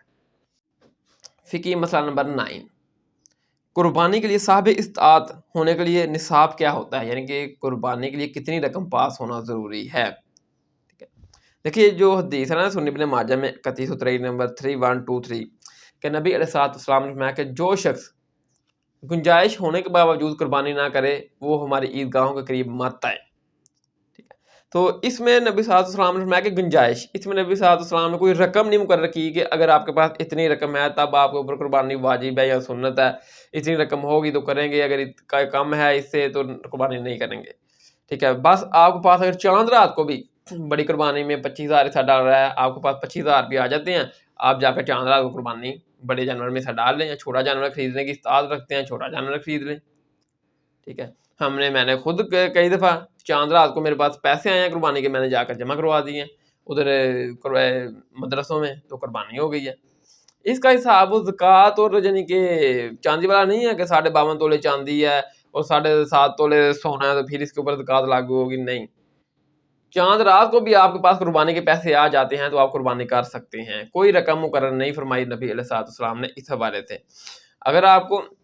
قرضہ بھی اٹھانا پڑتا ہے، اگر آپ کا کاروبار جب عید کے دنوں میں کم پڑ گیا، ڈھیلا پڑ گیا، اور آپ کو پتا ہے کہ پیسے نہیں آ رہے اور عید کے فوراً بعد ہمارا کاروبار چل پڑے گا تو ہمارے پاس پیسے آ جائیں گے، تو آپ ٹھیک ہے اگر 20-25 ہزار روپیہ قرضہ بھی اٹھا لیں اور بعد میں آپ کو پتا ہے کہ ہم ایزی سے کاروبار جب چلے گا تو اس کو اتار دیں گے، تو وہ قرضہ کوئی قرضہ نہیں کہلائے گا. ٹھیک ہے، تو آپ قرضہ اٹھا کے بھی قربانی کرنا چاہیں تو کر سکتے ہیں. ٹھیک ہے، تو اب جو بندہ کے پاس پیسے نہیں اور اس کو شوق ہے قربانی کرنے کا، تو وہ قربانی کا ثواب کیسے حاصل کرے؟ یہ حدیث مشکات میں ہے، 1479 کا نمبر ہے 1479، کہ ایک صحابی تھے، انہوں نے عرض کی کہ یا رسول اللہ میرے پاس ایک بکری دودھ دینے والی ایک ہی بکری ہے، کیا میں اسے اللہ کی راہ میں ذبح کر دوں؟ تو نبی صلی اللہ علیہ وسلم نے فرمایا کہ نہیں، اس کو اللہ کی راہ میں ذبح مت کرو. اب اس کو شوق بھی تھا، قربانی کا جذبہ بھی تھا، تو نبی صلی اللہ علیہ وسلم نے فرمایا کہ جب قربانی کے دن دوسرے لوگ قربانی کر رہے ہوں گے تو اپنے ناخن اور بال اپنی جلد سے کاٹ لینا، اللہ تعالیٰ تجھے کا مکمل قربانی کا ثواب عطا کریں گے. اب اسی میں امپلائڈ ہے کہ وہ شخص پھر ذوالحجہ سے لے کر قربانی ہونے تک، یعنی کہ عید کی نماز کے بعد ظاہر اس کی اپنی قربانی تو ہے نہیں، تو جس کسی مسلمان کی بھی پہلے قربانی ہو جائے گی اس کے بعد وہ اپنے ناخن کاٹ لے گا اور اپنے جسم کے غیر ضروری بال، داڑھی بنوانا چاہتا ہے تو جہاں بال بنوانا چاہتا ہے، منہ چیک کرنا چاہتا ہے، ناخن کاٹنا چاہتا ہے، وہ کاٹ لے گا، اللہ تعالیٰ اس کو مکمل قربانی کا ثواب عطا کر دیں گے. تو نبی صلی اللہ علیہ وسلم نے کوئی رقم مقرر نہیں فرمائی احادیث میں کہ اتنی رقم ہوگی تب آپ کے اوپر قربانی واجب ہے یا آپ قربانی کر سکتے ہیں یا قربانی سنت ہے. یوں ہی آپ کو پیسے آ جاتے ہیں قربانی کے 20-25 ہزار روپیہ چاند رات کو بھی آ جاتا ہے تو آپ جا کر قربانی میں حصہ لے سکتے ہیں یا قربانی خرید کر لا سکتے ہیں. فقہی مسئلہ نمبر 10، اگر ایک خاندان میں ایک سے زیادہ لوگ مالی طور پر استطاعت رکھتے ہو تو سب لوگوں کو الگ الگ قربانی دینی ہوگی یا ایک خاندان کی طرف سے ایک قربانی کر دینا ہی کافی ہے؟ دیکھیں شرعی مسئلہ تو یہی ہے کہ ایک خاندان کی طرف سے ایک قربانی کافی ہے. تو ایک خاندان جو ہے نا وہ میاں بیوی اور بچے ایک خاندان ہے. اگر ایک والدین ہے اس کے 5 بچے ہیں، پانچوں کے پانچوں بیٹے شادی شدہ ہیں، اور اگر پانچوں کے وہ 5 علیحدہ خاندان ہے، وہ 5 خاندان ہے. اسلام میں خاندان کہتے ہیں کہ جب شادی ہو جاتی ہے بیٹے کی، اور میاں اور بیوی جو ہوتے ہیں نا وہ خاندان کہلاتے ہیں. تو اگر ایک ماں باپ اور اس کے 5 بچے ہیں، پانچوں شادی شدہ ہیں، تو وہ 5 خاندان ہیں، جو پیچھے ماں باپ بچہ ہے وہ بھی ایک الگ سے چھٹا خاندان ہے. ٹھیک ہے نا؟ تو اگر چاہے وہ 5 ہی بیٹے والدین کو بھی پیسے لا کر کما کر دیتے ہیں اور سارا والدین ایک جگہ پر اکٹھا کرتے ہو خرچ کرتے ہوں اور کہیں کہ کیونکہ ہمارا چولہا ایک ہے تو ہم اکٹھا ایک جگہ پر کرتے ہیں والدین کے لیے، لہٰذا ہم ایک خاندان ہے ہمارے لیے قربانی کافی ہوگی. نہیں، وہ 5 خاندان اور 5 کو الگ الگ قربانی دینی چاہیے. ٹھیک ہے نا؟ وہ 5 شادی شدہ بھائی جو ہے نا وہ ایک قربانی نہیں کر سکتے، ایک قربانی میں حصہ نہیں ڈال سکتے، کیونکہ وہ 5 خاندان ہیں اور شریعت میں ایک خاندان کی طرف سے ایک قربانی کرنی چاہیے. ٹھیک ہے، اسی طرح اگر ان کی جو 5 بھائی شادی شدہ ہیں ان میں سے کسی ایک ہی سالے کی شادی آ جائے تو وہ 5 جو ہے نا وہ سارے اس کو اتنی لے کر دیتے کپڑے، جہاں کوئی جوتے وغیرہ، جہاں اس کی سالے کے ہاں یا سالے کے ہاں وہ جو خرچ کرنا ہوتا ہے وہ دیتے ہیں پیسے کہ جی خرچ کر لو. ادھر سارے 5 کے 5 اپنا الگ الگ خرچ کرتے ہیں کہ جب وقت آئے گا تو ہم بھی الگ الگ ہی ان سے وصول کریں گے، وہ ہمیں دیں گے. ٹھیک ہے، تو قربانی کے موقع پر بھی الگ الگ ہی قربانی دینی ہے، کیونکہ شریعت میں میاں بیوی ایک خاندان ہے اور چاہے وہ ایک چولہے سے ہی کھا رہے ہیں، لیکن اسلام میں وہ 5 خاندان تصور کیے جائیں گے جو 5 شادی شدہ بھائی ہیں، تو سب الگ الگ قربانی کریں گے، کرنی چاہیے. ہاں اگر ایک والدین ہیں اس کے 5 بیٹے ہیں، 5 کو آ رہے ہیں، اب وہ والدین اس کے جو بچے ہیں 5 وہ ایک خاندان ہے، تو وہ اب 5 بچے جو کماتے ہیں والدین کو دیتے ہیں اور وہ صرف ایک خاندان ہے اور ان 5 کی طرف سے ایک قربانی کر دینا ہی کافی ہے. لیکن اگر وہ 5 ہی کنوارے ہیں اور اچھا خاصا بزنس کرتے ہیں اور وہ 5 الگ الگ قربانی کرنا چاہتے ہیں تو الگ الگ قربانی بھی کر سکتے ہیں فضیلت کے طور پر. لیکن ان 5 کیونکہ کنوارے ہیں، ماں باپ 5 بیٹے ایک خاندان صبر کیا جائے گا، ان کی طرف سے ایک قربانی کافی ہو جائے گی. اگر الگ کرنا چاہتے ہیں تو فضیلت کے طور پر ہے، کریں. تو نام میں ہے نا 162 میں، کیا محبوب صلی اللہ علیہ وسلم آپ فرما دیجیے کہ بے شک میری قربانی، میری نماز میری قربانی، میرا جینا میرا مرنا سب ایک اللہ ہی کے لیے. ٹھیک ہے، لیکن اگر 5 شادی شدہ ہیں، چاہے ایک چولہے سے کھا رہے ہیں، والدین کو پیسے دے رہے ہیں، جمع پونجی ایک ہے، اس کے باوجود وہ 5 خاندان صبر کیے جائیں گے اور 5 کو الگ الگ قربانی دینی چاہیے. ٹھیک ہے نا؟ 5 ایک قربانی نہیں کر سکتے. ہاں 5 ایک بڑا بیل قربان کر سکتے ہیں کیونکہ بیل میں 7 حصے ہوتے ہیں، لیکن ایک بکرا قربان نہیں کر سکتے کیونکہ بکرے میں حصہ ایک ہوتا ہے اور وہ 5 شادی شدہ بھائی الگ الگ خاندان ہیں 5. ٹھیک ہے، تو شریعت میں تو ایک خاندان کی طرف سے ایک قربانی کر دینا کافی ہے، جو سنی ابن ماجہ میں دی تھا 3147 کا نمبر ہے 3147۔ ابو ایوب انصاری بیان کرتے ہیں کہ نبی صلی اللہ علیہ وسلم کے دور میں ہم ایک خاندان کی طرف سے ایک قربانی یعنی کہ ایک بکری ذبح کیا کرتے تھے، بکرا۔ تو اب ہم باہر فخر کے طور پر زیادہ قربانیاں کرتے ہیں، یعنی کہ فخر کرتے ہیں کہ فلاں نے تو 2 قربانیاں کی ہیں، مجھے 3 کرنی چاہیے۔ جس طرح ہوتا ہے نا آج کے دور میں ہم بھی کہتے ہیں کہ اس نے تو اتنا بڑا بکرا لیا ہے، اتنا مہنگا بڑا لیا ہے، تو ہمیں اس سے زیادہ کرنی چاہیے فخر کے طور پر۔ تو ابھی انصاری کہتے ہیں کہ نبی صلی اللہ علیہ وسلم کے دور میں تو ایک خاندان کی طرف سے ایک قربانی کی جاتی تھی، لیکن اب ہم فخر کے طور پر زیادہ قربانیاں کرتے ہیں۔ تو یہ صحابہ کے دور میں بھی کام چلتا تھا، ٹھیک ہے نا۔ ایک اور حدیث ہے سنن ابن ماجہ میں 3148 کا نمبر ہے 3148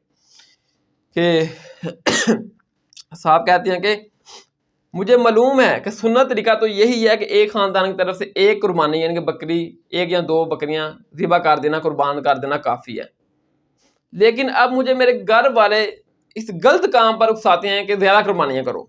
اگر ہم زیادہ قربانیاں نہ کریں، اللہ کی راہ میں زیادہ جانور نہ ذبح کریں، تو ہمارے ہمسائے کہتے ہیں یہ کنجوس ہے، یہ بخیل ہے۔ وہ کہتے ہیں کہ وہ باتیں بناتی ہیں کہ بریکٹ میں کہ تو اتنا کماتا ہے تو زیادہ قربانیاں کر۔ اور وہ صاحب بھی کہتے ہیں کہ ہمیں اب مجبوراً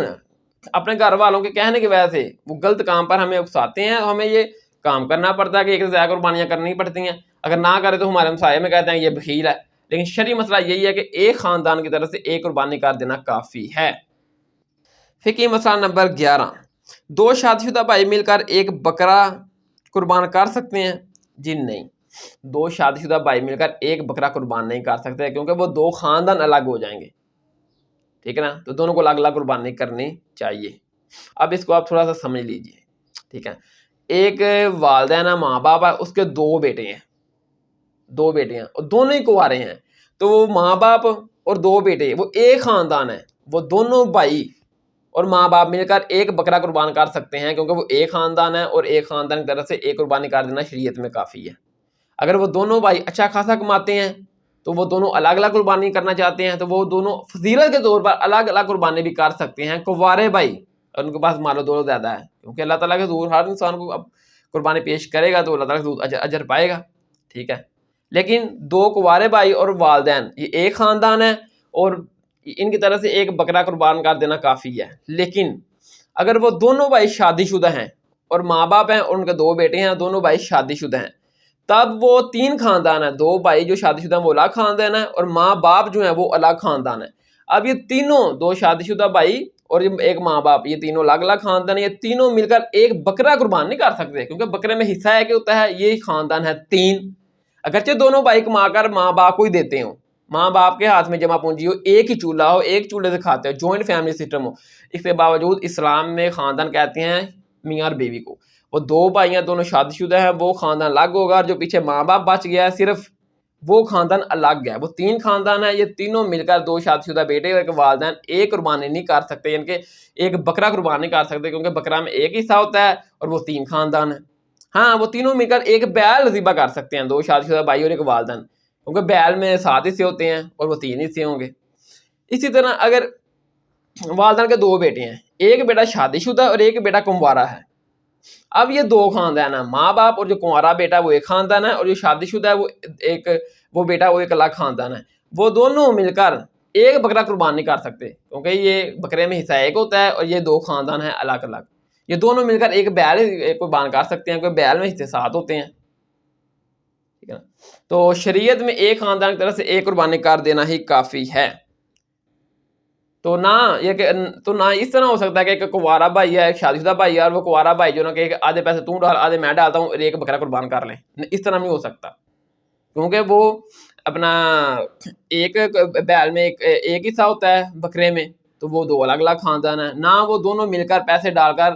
کسی بیل میں ایک قربانی کا حصہ ڈال سکتے ہیں، کیونکہ بیل میں بھی ایک حصہ ڈالیں گے تو وہ 2 خاندان الگ ہے، تو اس ایک حصے میں 2 خاندان جمع نہیں ہو سکتے۔ ہاں وہ دونوں بیل خرید سکتے ہیں، کنوارا بھائی اور شادی شدہ بھائی دونوں بیل خرید سکتے ہیں، کیونکہ بیل میں 7 حصے ہوتے ہیں اور وہ دونوں 2 حصے ہوتے ہیں۔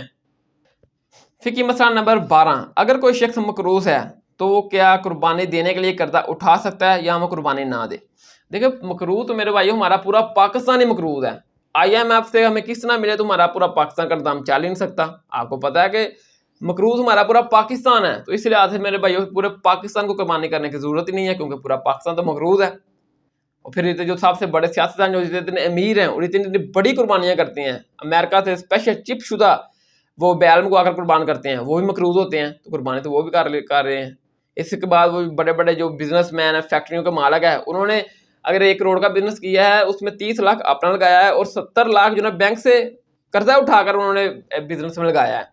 तो मकरूज़ तो वो भी हैं, लेकिन कुर्बानियाँ तो वो भी कर रहे हैं। इसके बाद आ जाएँ हम जैसे जो मिडिल क्लास लोग हैं, अगर हमने 1 लाख की कमेटी डाली है और 5वीं कमेटी हमने ले ली है, तो 5वीं कमेटी के ऊपर हमने 50,000 रुपया भी अदा किया है। जो 50,000 हम उन्हें एडवांस उठा लिया, वो कर्जा ही तो है, जो हम बाद में किस्तों के ऊपर एक किस्म की देते हैं कमेटी बहाने के बाद। तो इस तरह तो हर बंदा ही मकरूज़ है। मकरूज़ इस्लाम में वो है जो इस लेवल के ऊपर कर्जे के नीचे आ गया है कि उसका कारोबार अचानक बंद हो गया, उसको कोई उम्मीद नहीं कि मेरा कारोबार चलेगा, और वो खाने पीने का ही मोहताज है। खाने पीने के उसके पास पैसे नहीं है, लिबास पहनने के उसके पास पैसे नहीं है। उसको पता है कि मेरा बिजनेस इस लेवल पे ऊपर चला गया है कि अब ये मुझे नहीं लगता कि ये कारोबार चलेगा। उसको पता नहीं है कि यानी कि आगे ज़िंदगी में क्या हालात बनेंगे, और वो यानी कि 2 वक़्त की रोटी खाने से भी बेचारा मजबूर है। वो है इस्लाम में मकरूज़। एक बंदा है वो अच्छा खासा एक माह काम करता है, वो 1 लाख रुपया कमा लेता है। अब ईद के दिनों में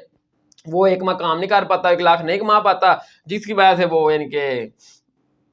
मकरूद हो जाता है। उसको पता है कि यूं ही ईद के बाद मैं कारोबार चलेगा, फिर मैं यानी कि अच्छी खासी मेरी जो अर्निंग हो रही थी होनी शुरू हो जाएगी और मैं फिर अच्छा खासा हो जाऊंगा। तो ऐसा शख्स मकरूद नहीं कहलाएगा। ऐसा शख्स को अगर कर्जा उठाकर भी वो कुर्बानी करना चाहता है, तो उसको पता है कि यूं ही मैं कारोबार चलेगा तो मैं ईजी से कर्जा उतार लूंगा, तो वो कर्जा उठाकर भी कुर्बानी करना चाहे तो कर सकता है। इस्लाम में मकरूज वो है कि जो 2 वक्त की रोटी खाने से भी कासिर है बेचारा, उसके पास कपड़े को पहनने के भी पैसे नहीं है, फटे पुराने कपड़े पहनकर पुराने बुसीदा वो गुजारा कर रहा है। ठीक है, अगर किसी को पता है कि मैं कर्जा उठाऊंगा और बाद में ईजी से उतार लूंगा, तो वो कर्जा उठाकर भी कुर्बानी करना चाहे तो कर सकता है। क्योंकि सुन्नी इब्न माजा में है कि नबी सल्लल्लाहु अलैहि वसल्लम ने फरमाया, 31 सूत्र नंबर है 3123, कि जो शख्स कुर्बानी के बावजूद गुंजाइश के बावजूद कुर्बानी ना करे, वो हमारी ईदगाहों की तरफ मत आए। कि नबी सल्लल्लाहु अलैहि वसल्लम ने तरगीब दिलाई है कुर्बानी की, कुर्बानी इस्लाम में करनी चाहिए। ये बहुत बड़ा इस्लाम का एक रुकन है। फिकी मसला नंबर 13, लोगों को दिखाने के लिए कुर्बानी के लिए बैल ऊंट खरीदना और नुमाइश करने से कुर्बानी कबूल होती है या नहीं। देखें, बाद लोग आपको पता है कि लोगों को दिखाने के लिए बहुत बड़ा बैल खरीदते हैं, वो कहते हैं कि लोग हमारी बाय बाय करें, यानी कि बल्ले बल्ले करेंगे। भाई 24 साल में देखते बड़ा बड़ा बैड़ा खरीदा है, 24 साल में ऐसा बैड़ा खरीदा है कि पूरे यानी कि पेंट जैसा बैड़ा नहीं है। ठीक है, तो अगर 24 साल के अंदर से नीयत लोगों को दिखाने की है, लोगों की दाद रस्सी हासिल करने की है, अल्लाह की रज़ा के लिए नहीं है, तो फिर 24 साल की वो कुर्बानी कबूल नहीं है। क्योंकि सूरह हज की आयत नंबर 37 में है ना कि अल्लाह ताला को ना खून पहुंचता है कुर्बानी के जानवर का, ना गोश्त, बल्कि तुम्हारे दिल और तकवे और परहेज़गारी को देखता है कि किसने मेरे लिए कुर्बानी की और किसने लोगों को दिखाने के लिए की। तो यह हदीस मिशकात में 53 से 31 का नंबर है 5331 कि नबी सल्लल्लाहु अलैहि वसल्लम ने फरमाया कि जिस शख्स ने दिखलावे के लिए नमाज पढ़ी उसने शिरक किया, जिसने दिखलावे के लिए रोज़ा रखा उसने भी शिरक किया, जिसने दिखलावे के लिए सदका किया उसने भी शिरक किया। तो कुर्बानी एक सदका ही है, जो लोगों को दिखाने के लिए करेगा, लोगों की दाद हासिल करने के लिए करेगा, उसकी कोई कुर्बानी कबूल नहीं है। ठीक है ना। तो एक और हदीस है मिशकात में 2005 जिसका नंबर है कि नबी सल्लल्लाहु अलैहि वसल्लम ने फरमाया कि रोज़े क़यामत एक आलम दीन अल्लाह ताला के हुज़ूर पेश होगा, तो अल्लाह ताला उसको अपनी नेमतें याद दिलाएगा कि तूने ज़िंदगी में मेरे लिए क्या किया।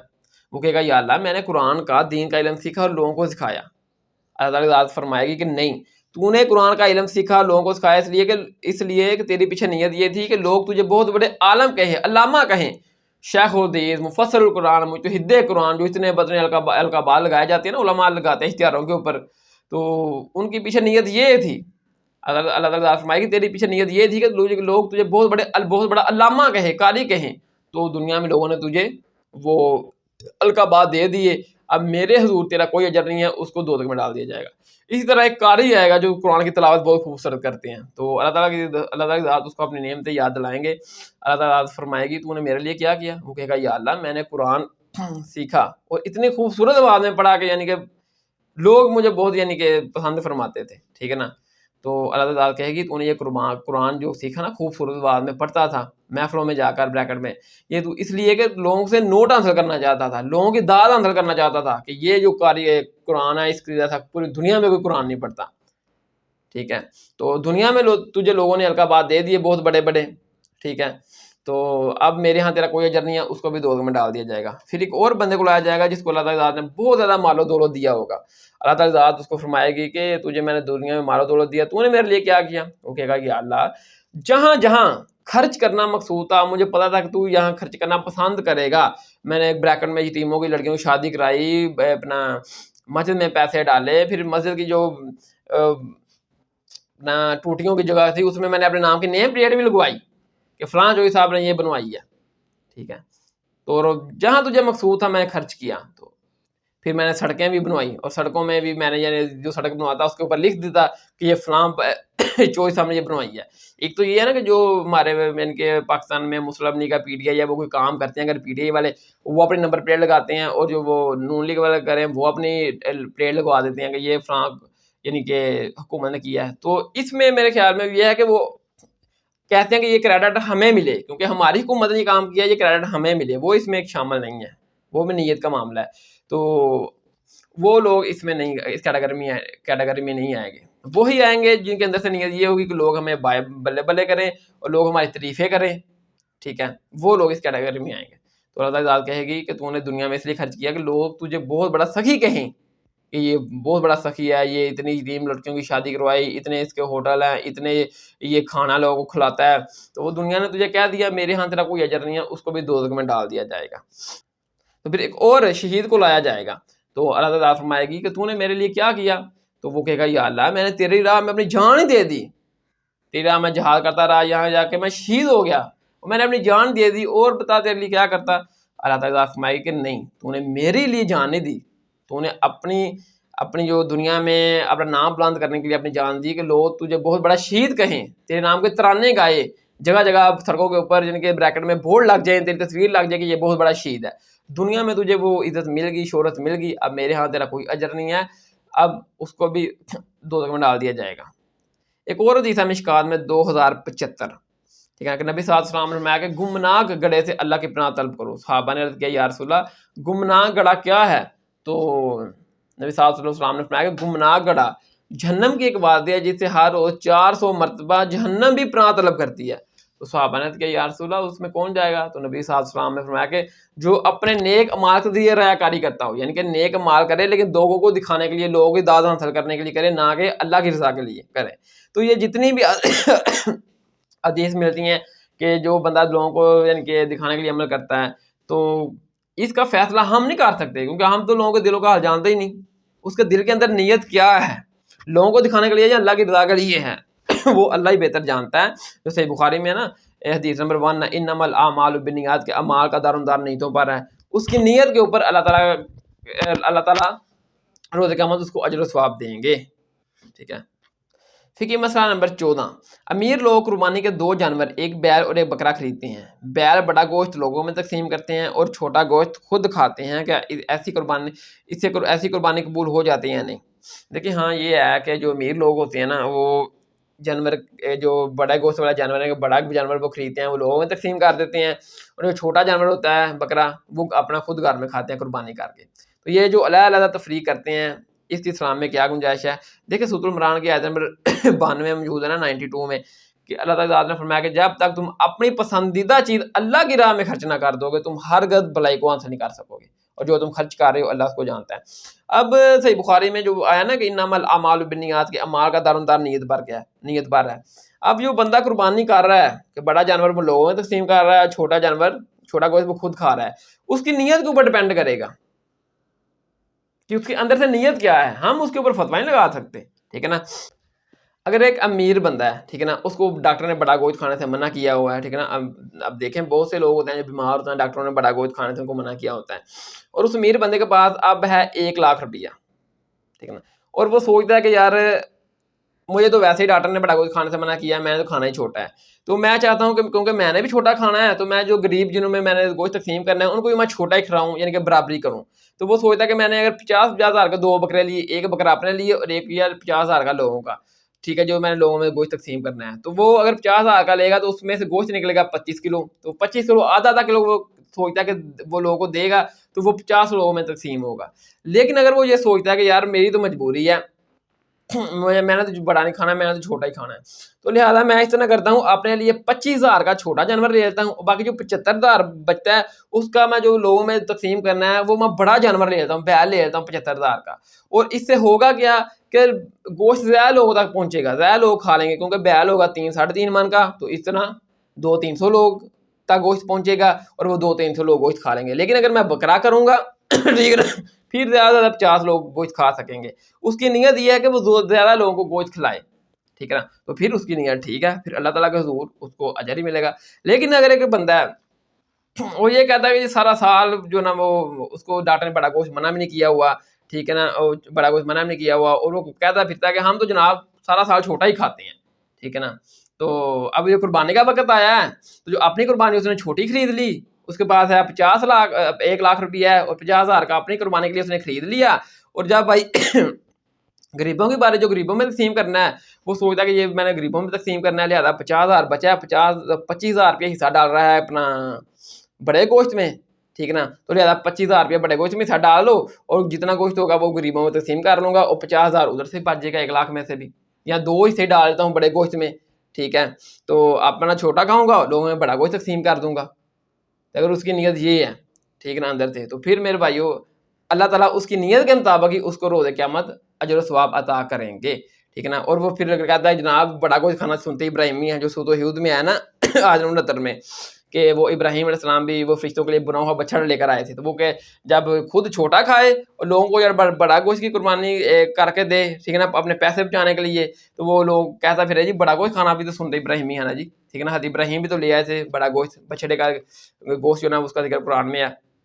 پھر گائے کا ذکر بھی قرآن میں ہے. تو میرے بھائیو بڑا گوشت کھانا سنتے ابراہیمیہ, تو چھوٹا گوشت کھانا سنتے محمدیہ صلی اللہ علیہ وسلم ہے. نبی صلی اللہ علیہ وسلم کو بہت پسند تھا چھوٹا گوشت, ٹھیک ہے نا. یہ حدیث مشکات میں ہے 5575, اس کا نمبر ہے 5575, کہ نبی صلی اللہ علیہ وسلم کو بکرے کی دستی کا گوشت بہت زیادہ پسند تھا. پھر ایک اور حدیث نا مشکات میں 5935 5935, کہ خیبر کے موقع کے اوپر جو ایک یہودی عورت تھی جس نے نبی صلی اللہ علیہ وسلم کو بکری کے گوشت میں ایک بنی ہوئی بکری پیش کی تحفے میں, اور اس میں زہر ڈال کر دیا اس ظالم عورت نے. تو نبی صلی اللہ علیہ وسلم کو بکری کا گوشت بہت زیادہ پسند تھا. تو اگر بڑا گوشت سنتے ابراہیمیہ, تو چھوٹا گوشت سنتے محمدیہ صلی اللہ علیہ وسلم ہے. تو بہرحال اس انسان کی جو قربانی کر رہا ہے اس کی نیت کے اوپر ڈیپینڈ کرے گا کہ اس کے اندر سے نیت کیا ہے. زیادہ گوشت لوگوں کو کھلانے کی نیت ہے, پھر اس کو اجر ملے گا. اگر پیسے بچانے کی خاطر وہ چھوٹا گوشت میں ڈال رہا ہے, بڑے گوشت میں ڈال رہا ہے, تو پھر اس کے نیت کے مطابق اللہ تعالیٰ اس کو اجر دیں گے. فقہی مسئلہ نمبر 15, جانوروں کی کون سی اقسام ہے جن کی قربانی دی جا سکتی ہے, اور ان میں کتنے کتنے لوگ شریک ہو سکتے ہیں. دیکھیں سورۃ الانعام کے آیت نمبر 143 144 میں ہے نا, کہ 4 جوڑوں کا ذکر 4 جانوروں کا, اور جوڑوں کا ذکر اللہ تعالیٰ ذات نے کیا ہے. بھیڑ نر مادہ, بکری نر مادہ, اونٹ نر مادہ, گائے نر مادہ. اب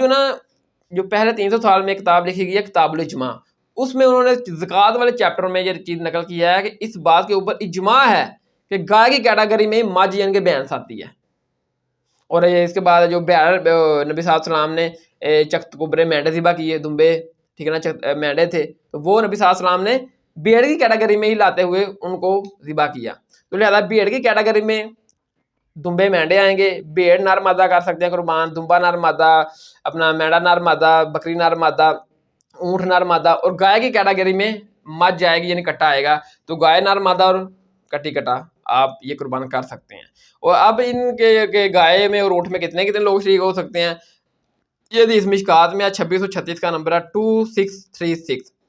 کہ نبی صلی اللہ علیہ وسلم نے حدیبیہ کے سال, یعنی کہ جب وہ آپ عمرے کے لیے تشریف لے کر گئے تھے, حدیبیہ کے سال آپ نے گائے اور اونٹ میں 7 لوگوں کو شریک کیا. لیکن ایک اور حدیث ہے مشکات میں 1469 کا نمبر ہے 1469, کہ ایک مرتبہ نبی صلی اللہ علیہ وسلم سفر پر تھے کہ عید الاضحیٰ آ گئی, اور عید قربان یعنی کہ عید الاضحیٰ کے موقع پر نبی علیہ السلام نے گائے میں 7 اور اونٹ میں 10 لوگوں کو شریک کیا. اب بعض لوگ اس حدیث کے اوپر بھی کلام کرتے ہیں کہ یہ حدیث ثابت نہیں ہے. تو بہرحال محدثین نے اس سے یہ بھی رزلٹ نکالا ہے کہ اب حج کی قربانی میں گائے اور اونٹ میں 7 لوگ شریک ہو ساتھ, اور عید قربان کی قربانی میں گائے میں 7 اور اونٹ میں 10 بھی شریک ہو سکتے ہیں. لیکن بہتر یہ ہے کہ اونٹ میں بھی 7 شریک ہوں. فقہی مسئلہ نمبر 16, کیا اونٹ اور گائے میں 10 لوگ بھی شریک ہو سکتے ہیں. دیکھیں یہ مشکات میں تھا 2636 کا نمبر ہے 2636, کہ نبی صلی اللہ علیہ وسلم نے حدیبیہ کے سال یعنی کہ عمرے کے سال آپ نے گائے اور اونٹ میں 7 لوگوں کو شریک کیا۔ اور ایک اور حدیث ہے مشکات میں 469 کا نمبر ہے 1469 کہ ایک مرتبہ نبی صلی اللہ علیہ وسلم سفر پر تھے تو عید الاضحیٰ آ گئی، تو نبی صلی اللہ علیہ وسلم نے عید الاضحیٰ کے موقع پر گائے میں 7 لوگوں کو شریک کیا اور اونٹ میں 10 لوگوں کو شریک کیا۔ بعض لوگ اس حدیث کے اوپر کی بھی کلام کرتے ہیں کہ یہ حدیث ثابت نہیں ہے، تو بہرحال محدثین نے سے یہ بھی درد نکالا ہے کہ آپ حج اور عمرے کی جو قربانی ہے اس کے اوپر تو آپ صرف 7 گائے میں اور 7 اونٹ میں شریک ہو سکتے ہیں، لیکن جو عید قربان کی قربانی ہے، عید الاضحیٰ کی قربانی ہے، جو غیر حاجی ہیں وہ گائے میں 7 اور اونٹ میں 10 لوگ بھی شریک ہو سکتے ہیں۔ فقہی مسئلہ نمبر 17، قربانی کے جانور کی کم از کم عمر کتنی ہونی چاہیے؟ دیکھیں عمر کا ذکر تو اس طرح نہیں ملتا، مشکات میں دیا تھا 454 اس کا نمبر ہے 1455 کہ نبی صلی اللہ علیہ وسلم نے فرمایا کہ قربانی صرف مسنہ جانور کی کرو۔ مسنہ کہتے ہیں دوندہ جانور، جب آپ جانور کا منہ کھولیں نا تو بیچ میں 2 بڑے دانت آپ کو نکلے ہوئے نظر آئیں گے، تو نبی صلی اللہ علیہ وسلم نے فرمایا کہ صرف مسنہ جانور کی قربانی کرو۔ ہاں اگر آپ کو دوندہ مسنہ جانور نہ ملے، دوندہ جانور نہ ملے، ڈھونڈنے سے بھی نہ ملے، تو پھر جزا کافی ہوگا۔ جزا کہتے ہیں 1 سال کا مینڈا، اور اس جزا لفظ کو امام ترمذی نے 1508 نمبر ایک روایت لی، اس کے نیچے جو نبی صلی اللہ علیہ وسلم نے فرمایا کہ اگر آپ کو دوندہ جانور نہ ملے مسنہ تو پھر جزا کی قربانی کرو، تو جزا 1 سال کا مینڈا ہے۔ تو وہ کہتے ہیں کہ جزا کا لفظ جو ہے نا وہ صرف مینڈے کے اوپر بولا جائے گا کہ جو 1 سال کا مینڈا ہے وہ آپ بغیر دوندہ ذبح کر سکتے ہیں۔ اس میں بکری اور بکرا شامل نہیں ہے کہ 1 سال کا اگر بکری اور بکرا ہے تو وہ آپ ذبح کر لیں اگرچہ وہ دوندہ نہ ہو۔ کہتے ہیں نہیں، صرف جو 1 سال کا ذکر ہے نا کہ جزا 1 سال کا، اس میں جزا کا لفظ صرف مینڈا کے اوپر بولا جاتا ہے، تو پھر مینڈا کی کیٹیگری میں بھیڑ، دمبا اور مینڈا آئیں گے، یہ تینوں۔ تو اگر آپ کو دوندہ جانور نہ ملے تو پھر آپ 1 سال کا مینڈا ذبح کر سکتے ہیں، بھیڑ ذبح کر سکتے ہیں، دمبا ذبح کر سکتے ہیں۔ بکری اور بکرا 1 سال کا نہیں چلے گا، تو بکری اور بکرا جو ہے نا وہ 1 سال گزارنے کے بعد دوسرے سال میں دوندہ ہوتا ہے، ٹھیک ہے نا۔ اور گائے جو ہے نا وہ 2 سال گزارنے کے بعد تیسرے گزار میں دوندہ ہوتی ہے، اور جو اونٹ ہے وہ 3-4 سال گزارنے کے بعد 5ویں سال میں دوندہ ہوتا ہے۔ اگر آپ کو دوندہ نہ ملے تو پھر 1 سال کا مینڈا کفایت کرے گا، جزا۔ اور امام ترمذی نے لکھا کہ جزا کے لیے صرف جزا کا لفظ صرف مینڈے کے اوپر بولا جاتا ہے، بکری اور بکرا اس میں شامل نہیں ہے، تو مینڈے کی کیٹیگری میں پھر مینڈا، دمبا اور بھیڑ آئے گی، ٹھیک ہے۔ لیکن حنفیوں کے نزدیک دوندہ ہونا شرط نہیں ہے، ان کے نزدیک بات جانور کی عمر جب 1 سال ہو گئی ہے، بکری ہے، بھیڑ ہے، دمبا یا مینڈا ہے، ان کی عمر 1 سال مکمل ہو گئی ہے، چاہے دوندہ ہے یا نہیں، وہ قربانی پر لگ سکتا ہے۔ اور ان کا نزدیک یہ بھی ہے کہ اگر دمبا، بھیڑ اور مینڈا اس کی عمر 6 ماہ ہے لیکن وہ دور سے دکھنے میں 1 سال کا لگ رہا ہے، یعنی کہ بہت موٹا تازہ ہے، تو اس کی قربانی بھی آپ کر سکتے ہیں 6 ماہ کے بھیڑ، دمبے اور مینڈے کی۔ لیکن 6 ماہ کی بکری اور بکرے کی کہتا ہے وہ قربانی آپ نہیں کر سکتے۔ اس طرح وہ کہتا ہے کہ گائے کی عمر، اب گائے کی عمر 2 سال ہے یا ان کی 4 سال ہے، یعنی کہ ان کی عمر مکمل ہو چکی ہے تو آپ ان کو قربان کر سکتے ہیں چاہے وہ دوندہ ہو یا نہ ہو۔ حنفیوں کے نزدیک دوندہ ہونا شرط نہیں ہے، عمر کا مکمل ہونا شرط ہے۔ فقہی مسئلہ نمبر 18، کیا بھینس یا کٹے کی قربانی کی جا سکتی ہے؟ دیکھیں سورۃ النعام کی آیت نمبر 143 اور 144 میں ہے نا کہ اللہ تعالیٰ نے 4 جانوروں کا ذکر کیا جوڑوں کا، بھیڑ نر مادہ، بکری نر مادہ، گائے نر مادہ، اونٹ نر مادہ۔ اور پہلے 300 سال میں ایک کتاب لکھی گئی ہے کتاب الجماع، اس کے زکوٰۃ والے چیپٹر میں گائے کی کیٹیگری میں انہوں نے یہ چیز لکھی ہے کہ اس بات کے اوپر اجماع ہے کہ بھینس کٹی کٹا گائے کی کیٹیگری میں ہی شامل ہے، ٹھیک ہے نا، کیونکہ یہ اسپیچیز بھی سیم ہی ہے دکھنے میں، گائے بھی پالتو جانور ہے اور جو بھینس یہ بھی پالتو جانور ہے۔ اب اہل حدیث جو ہے نا وہ اس میں تھوڑا سا کہتے ہیں کہ اہل حدیثوں میں بھی 2 گروہ ہیں، کہتے ہیں کہ یہ کٹی اور کٹے کی قربانی جائز ہے، ایک کہتے ہیں کیونکہ اس کا ذکر بھینس کا جو اللہ تعالیٰ نے 4 یعنی کہ جانوروں کا ذکر کیا ہے قرآن میں، ٹھیک ہے، جوڑوں کی شکل میں، اس میں اس کا ذکر نہیں ہے، لہٰذا اس کی قربانی جائز نہیں ہے، ٹھیک ہے نا۔ تو قرآن میں تو اللہ تعالیٰ کی ذات نے دمبا اور مینڈے کی قربانی کا ذکر بھی نہیں کیا اس آیت میں، تو نبی صلی اللہ علیہ وسلم نے 2 مشکات میں حدیث ہے کہ نبی صلی اللہ علیہ وسلم نے 2 چکتوبرے مینڈے ذبح کیے، تو مینڈے کا ذکر تو اس آیت میں ہے ہی نہیں، اس میں تو بھیڑ کا ذکر ہے، تو نبی صلی اللہ علیہ وسلم نے مینڈا جو ہے نا وہ بھیڑ کی کیٹیگری میں داخل کرتے ہوئے ہی اس کو ذبح کیا، ٹھیک ہے نا۔ اگر بھینس کا ذکر آپ کہتے ہیں کہ جو نہیں ہے قرآن میں، اس آیت میں نہیں ہے جس کا اللہ تعالیٰ کی ذات نے حکم دیا کہ ان جانوروں کو قربان کریں، تو پھر مینڈے کا ذکر بھی نہیں ہے اس آیت میں، تو نبی صلی اللہ علیہ وسلم نے بھیڑ کی کیٹیگری میں مینڈے کو داخل کرتے ہوئے ہی اس کو ذبح کیا۔ تو اس طرح جو پھر لغت کے ماہر تھے، ٹھیک ہے نا، عربی کو سمجھنے والے تھے، انہوں نے گائے کی کیٹیگری میں ہی مجھ کو، اونٹ، کٹی کٹے کو شامل کیا اور اس کی قربانی کو جائز قرار دیا. ٹھیک ہے. تو پھر وہ کہتے ہیں جی دیکھیں نا جی بھینس جو کل کو کوئی یہ بھی کہے گا کہ جی جو ہرن ہے اس کو بکری کی کیٹیگری میں لا کر کہے گا اس کی قربانی بھی لا لا، کیونکہ وہ ہرن جو ہوتی ہے نا وہ بھی بے ہمت النام میں آتی ہے نا کہ اس کے جو کھر ہوتے ہیں نا بکری کی طرح یوں سینٹر سے کٹے ہوئے ہوتے ہیں. ہرن میرے بھائیوں بکری کی طرح بھی ہمت النام میں آتی ضرور ہے، لیکن ہرن پالتو جانور نہیں ہے بکری کی طرح. ہاں بھینس جو نا وہ کٹی کٹا وہ گائے کی طرح پالتو جانور ہے. ہرن میرے بھائیوں پالتو جانور نہیں ہے بکری کی طرح. ہرن تو اتنا فاسٹ بھاگتا ہے کہ وہ تو شیر کو بھی پکڑا نہیں دیتا کبھی کبھار. تو ہرن ایک جنگلی جانور ہے نہ کہ پالتو جانور. اگرچہ وہ بکری کی طرح بھی ہمت النام میں آتا ضرور ہے، اس کے کھر کٹے ہوتے ہیں بکری کی طرح، لیکن اس کے باوجود وہ بکری کی طرح پالتو جانور نہیں ہے. لیکن بھینس جو ہے وہ گائے کی طرح پالتو جانور ہے، اور اس بات کے اوپر اجماع ہے کہ بھینس گائے کی کیٹیگری میں داخل ہے. اب جو بندہ اجماع کو نہیں مان رہا، قرآن و سنت اس کے بعد اجماع، تو پھر خود سوچ لیں کس کیٹیگری میں ہے. تو اگر یہ کہتے ہیں کہ کیونکہ جو 4 جانوروں کا ذکر اللہ تعالیٰ نے کیا ہے اس میں بھینس کا ذکر نہیں ہے، تو پھر جو نبی صلی اللہ علیہ وسلم نے مینڈے قربان کیے قرآن حدیث میں ملتا ہے تو مینڈے کا ذکر بھی اس آیت میں نہیں ہے. تو نبی صلی اللہ علیہ وسلم نے بھیڑ کی کیٹیگری میں مینڈے کو داخل کیا اور ذبح کیا. اس لیے محدثین نے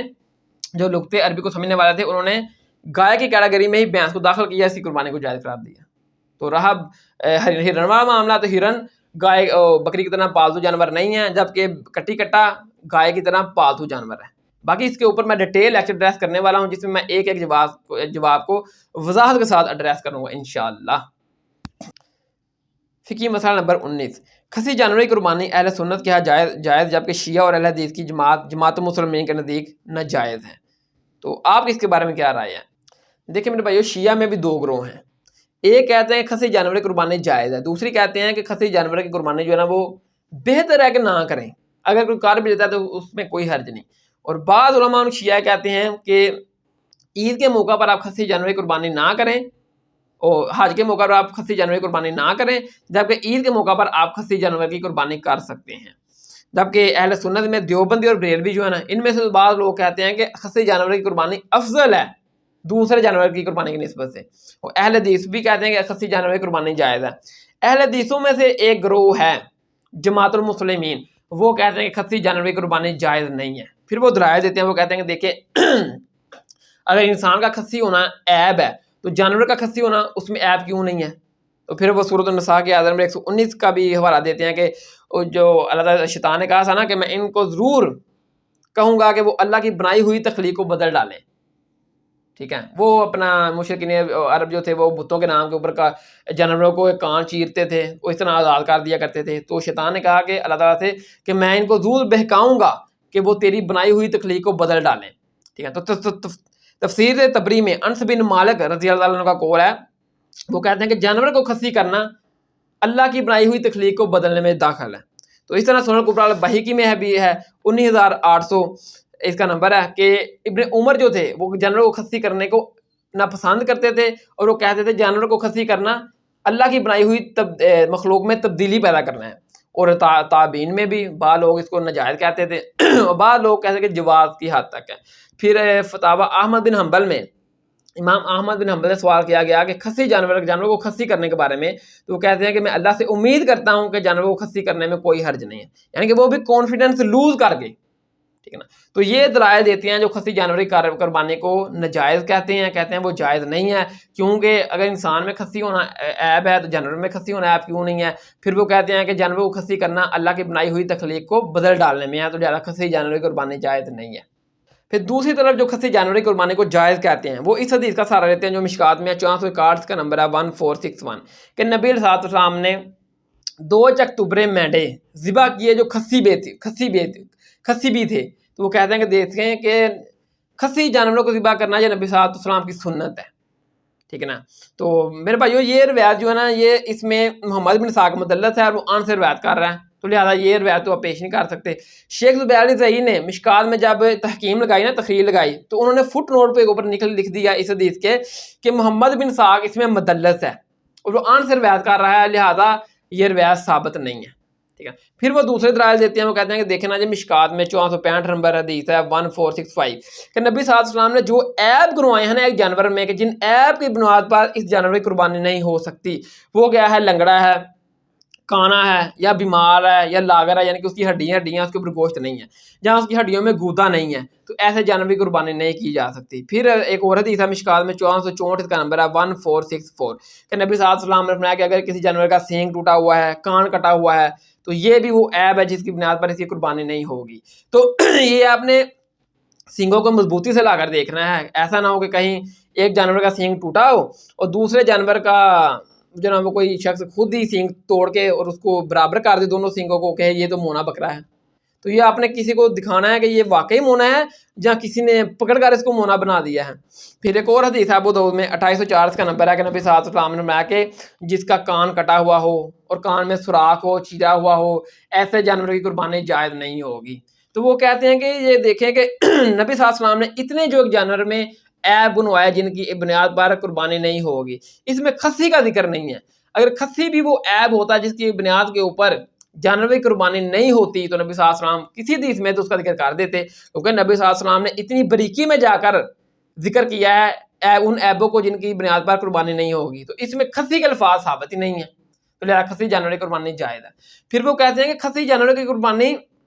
خصی جانور کا خصی ہونا عیب ہے، لیکن یہ اس جانور کے لیے ہے کہ جو جانور آپ نے نر اور مادہ کے میل جول کے لیے رکھا ہوا ہے، یعنی کہ جو ریپروڈکشن کے لیے جانور کٹا اور بچہ پا رکھا ہے نا، اس کا خصی ہونا اس کے حق میں عیب ہے، کیونکہ اس نے جفتا جفتی کرنی ہے، جس سے یعنی کہ آگے ریپروڈکشن ہوگی، گائے کے یہاں بچی بچہ ہوگا، ٹھیک ہے۔ تو وہ کہتے ہیں جس بچے اور کٹے میں جو کٹی اور بچہ آپ نے ریپروڈکشن کے لیے رکھا ہے، اس کا خصی ہونا اس کے حق میں عیب ہے، کیونکہ پھر وہ کر نہیں پائے گا وہ عمل، اور وہ اس کے میں عیب ہے۔ لیکن جو جانور آپ نے گوشت کھانے کے لیے رکھا ہے، اس کا خصی ہونا اس کے حق میں عیب ہے یا خوبی ہے، یہ آپ کو کوئی مفتی یا عالم نہیں بنائے گا، یہ آپ کو بتائے گا یا کوئی گوشت کا ایکسپرٹ یا آپ کو کوئی ڈاکٹر بتائے گا۔ تو آپ کسی ڈاکٹر سے مشورہ کریں تو وہ آپ کو مشورہ دیتا ہے، وہ یہی کہتے ہیں کہ خصی جانور کا گوشت زیادہ لذیذ اور طاقتور ہوتا ہے اس گوشت کی نسبت جو جانور خصی نہیں ہے، اس میں بدبو بھی نہیں ہوتی جو خصی جانور ہوتا ہے، ٹھیک ہے نا۔ تو شریعت کو قربانی کے لیے گوشت کھانے کے اعتبار سے وہ جانور پسند ہے جو موٹا تازہ ہو، یا جو وہ جانور پسند ہے جو تھوڑا سا کمزور ہو، کیونکہ جو خصی جانور ہوتا ہے نا وہ دوسرے جانور کی نسبت موٹا تازہ ہوتا ہے، ٹھیک ہے نا۔ تو شریعت کو قربانی کے لیے گوشت کھانے کے اعتبار سے موٹا تازہ جانور پسند ہے، نہ کہ کمزور لا کر، ٹھیک ہے۔ تو ان دلائل سے تو میرے بھائیو یہی ثابت ہوتا ہے کہ خصی جانور کی قربانی زیادہ افضل ہے دوسرے جانور کی نسبت سے۔ تو اب دیکھیں کہ جو لوگ خصی جانور کی قربانی کرتے ہیں ان کے پاس بھی کوئی مضبوط دلیل نہیں ہے، قطع نفی نہیں ہے، سارا معاملہ اتحاد کے اوپر ہے۔ جو وہ حدیث پیش کرتے ہیں نبی صلی اللہ علیہ وسلم نے خصی جانور ذبح کیے، وہ ویسے حدیث جو نا شیخ زبیر نے فٹ نوٹ کے اوپر لکھ دیا کہ اس میں محمد بن اسحاق مدلس سے روایت کر رہا ہے، تو یہ حدیث قبول ہی نہیں ہے۔ باقی پھر وہ جتنے دلائل دیتے ہیں وہ اتحادی ہیں، ٹھیک ہے نا۔ تو دوسری طرف جو خصی جانور کی قربانی کو ناجائز کہتے ہیں، وہ دلیل پکڑتے ہیں کہ جی اگر انسان میں عیب ہے تو جانور میں عیب کیوں نہیں ہے؟ تو یہ میرے بھائیو اس جانور کے لیے عیب ہوگا جو آپ نے ریپروڈکشن کے لیے رکھا ہے، اس کا خصی ہونا اس کے لیے عیب ہوگا۔ جو جانور آپ نے اپنا گوشت کھانے کے لیے رکھا ہوا ہے اس کا خصی ہونا اس کے حق میں عیب نہیں، خوبی ہے۔ پھر وہ دلیل پکڑتے ہیں کہ جی جانور کو خصی کرنا اپنا اس کے اللہ کی بنائی ہوئی مخلوق میں تبدیلی کرنا ہے۔ انس بن مالک کہتے ہیں کہ جانور کو خصی کرنا اللہ کی بنائی ہوئی مخلوق کو تبدیل کرنا ہے۔ تو یہ اس جانور کی کیٹیگری میں آئے گا جو جانور آپ نے ریپروڈکشن کے لیے رکھا ہوا ہے، جفتا جفتی کے لیے، جس سے آگے بچی اور بچہ نکلتے ہیں ایک نر سے، یہ اس جانور کے لیے کہ نہیں ہوگا جو آپ نے گوشت کھانے کے لیے رکھا ہوا ہے۔ تو میرے بھائیو دونوں طرف نص قطعی تو کوئی نہیں ہے، لیکن دونوں طرف اتحادی معاملہ ہے۔ جب دونوں طرف اتحادی معاملہ ہے تو جو لوگ خصی جانور کی قربانی کو جائز سمجھتے ہیں وہ بھی ٹھیک ہیں، جو ناجائز سمجھتے ہیں وہ بھی ٹھیک ہیں۔ باقی ہمارے نزدیک اگر کوئی خصی جانور کی قربانی کر بھی لیتا ہے تو اس میں بھی کوئی پرابلم نہیں ہے، اگر کوئی خصی جانور کی قربانی نہیں کرتا تو اس میں بھی کوئی پرابلم نہیں ہے۔ فقہی مسئلہ نمبر 20، قربانی کے جانور میں کون سے ایسے عیب ہیں جن کی بنیاد پر ان کی قربانی نہیں ہوگی؟ لیکن سب سے بڑا عیب تو یہ ہے کہ وہ دوندا نہیں ہے، جو مشکات میں حدیث ہے نا 1455 نمبر 1455، نبی صلی اللہ علیہ وسلم نے فرمایا کہ صرف مسنہ کی قربانی کرو۔ مسنہ کہتے ہیں دوندا جانور جس کے دو دانت بڑے یوں اوپر سے نکلے ہوئے ہوں، اور بکری اور جو بکری بھیڑ ہے، بکرا ہے، وہ 1 سال گزارنے کے بعد دوسرے سال میں دوندا ہوتا ہے۔ گائے جو ہے وہ 2 سال گزارنے کے بعد تیسرے سال میں دوندا ہوتی ہے۔ اونٹ 4 سال گزارنے کے بعد 5ویں سال میں دوندا ہوتا ہے۔ تو نبی صلی اللہ علیہ وسلم نے کہا کہ صرف دوندا جانور کی قربانی کرو۔ اگر آپ کو دوندا نہ ملے تو پھر جزا کافی ہے، یعنی کہ جزا لفظ بولا جاتا ہے 1 سال کے مینڈے کے اوپر۔ اگر آپ کو دوندہ جانور نہیں ملتا تو آپ 1 سال کا مینڈا کاٹ سکتے ہیں۔ امام ترمذی نے 1508 نمبر حدیث لی اور اس کے نیچے لفظ جزا کے اوپر بحث کی اور کہا کہ جو جزا لفظ ہے نا، ٹھیک ہے نا، یہ 1 سال کے مینڈے کے اوپر بولا جاتا ہے، بکری اور بکرا 1 سال کا نہیں چلے گا، ٹھیک ہے نا۔ تو پھر مینڈے کی کیٹیگری میں بھیڑ اور دمبا شامل ہے۔ تو اگر آپ کو دوندہ جانور نہیں ملتا تو پھر آپ 1 سال کا دمبا، بھیڑ اور مینڈا ذبح کر سکتے ہیں، لیکن بکری اور بکرا 1 سال کا بھی آپ ذبح نہیں کر سکتے۔ حنفیوں کے نزدیک جانور کا دوندہ ہونا شرط نہیں ہے، عمر کا مکمل ہونا شرط ہے۔ وہ کہتے ہیں کہ اگر بکری، بھیڑ، دمبا، مینڈا 1 سال کی ان کی عمر پوری ہو جائے، چاہے دوندہ ہو یا نہ ہو، آپ وہ قربان کر سکتے ہیں۔ وہ کہتے ہیں کہ اگر بھیڑ، دمبا اور مینڈا 6 ماہ کا ہو لیکن وہ اتنا زیادہ موٹا تازہ ہو کہ وہ دکھنے میں 1 سال کا لگ رہا ہو، اس کی قربانی بھی جائز ہے۔ لیکن بکری اور بکرا آپ 6 ماہ کا قربان نہیں کر سکتے، چاہے وہ دکھنے میں 1 سال کا ہی لگتا ہو۔ اس طرح وہ کہتے ہیں گائے 2 سال ہے، اونٹ 4 سال ہے، عمر مکمل ہو جائے تو آپ قربان کر سکتے ہیں، ٹھیک ہے۔ لیکن پھر مشکات میں حدیث ہے 1465 کا نمبر ہے کہ نبی صلی اللہ علیہ وسلم نے فرمایا کہ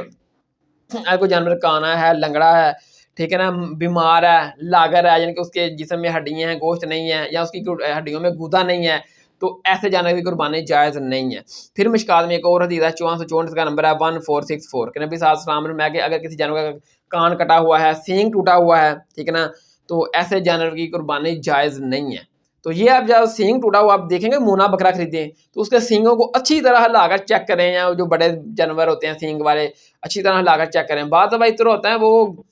سینگ ٹوٹا ہوتا ہے اور جناب وہ جانور آپس میں بٹتے ہیں اور سینگ توڑ لیتے ہیں، وہ الفی کے ساتھ جوڑ دیتے ہیں، ٹھیک ہے نا۔ تو وہ آپ نے اچھی طرح ہلا کر دیکھنا ہے کہ سینگ نہ ٹوٹا ہو، ٹھیک ہے نا۔ اور بعض دفعہ اس طرح ہوتا ہے ایک جانور کا سینگ ٹوٹ جاتا ہے اور جو دوسرا ہے وہ بندہ ہے نا، وہ اس کا بھی سینگ اتار دیتا ہے، اس کو دونوں کو بڑا گلائی میں کاٹ دیتا ہے ریتی کے ساتھ اور ان کو مونا بکرا بنا دیتا ہے۔ تو وہ آپ نے کسی ایکسپرٹ کو دکھانا ہے کہ یہ واقعی مونا ہے یا کسی کاریگر نے اس کو مونا بنایا ہوا ہے، ٹھیک ہے نا۔ تو سینگ ٹوٹا ہوا، کان کٹا ہوا، اس قسم کے جانور کی قربانی بھی نہیں ہوگی۔ پھر ابو داؤد میں ہے 2804 نمبر ہے 2804 کہ نبی صلی اللہ علیہ وسلم نے فرمایا کہ اگر کسی جانور کا کان کٹا ہوا ہے، کان میں سوراخ ہے، ٹھیک ہے، آگے سے یا پیچھے سے، تو اس جانور کی قربانی نہیں ہوگی۔ تو یہ عیب تھے کہ نبی صلی اللہ علیہ وسلم نے گنوائے کہ یہ اگر جانور میں یہ عیب ہوں تو پھر ان کی قربانی نہیں ہوگی۔ اگر عیب جانور خریدنے کے بعد پیدا ہوا تو پھر اس کی قربانی جائز ہے۔ یہ یعنی سنن کبریٰ بہقی میں ہے کہ عبداللہ بن زبیر نے ایک کانی اونٹنی دیکھی، قربانی کے جو اونٹنی تھی نا، قربانی کے اونٹ سے ان میں سے ایک کانی اونٹنی تھی۔ عبداللہ بن زبیر نے کہا کہ اگر یہ اونٹنی جو کانی ہے یہ خریدنے کے بعد کانی ہوئی ہے تو اس کی قربانی جائز ہے، لیکن اگر یہ جانور خریدنے سے پہلے کانی تھی تو پھر اس کی قربانی جائز نہیں ہے، ٹھیک ہے نا۔ اس طرح ایک اور اثر ہے مصنف عبد الرزاق میں 8161 8161 کہ وہ بیان کرتے ہیں کہ اگر جانور خریدنے کے بعد بیمار ہو جائے تو اس کی قربانی بالکل جائز ہے، لیکن اگر خریدنے سے پہلے بیمار تھا اس کی قربانی جائز نہیں ہے۔ اگر آپ نے کوئی جانور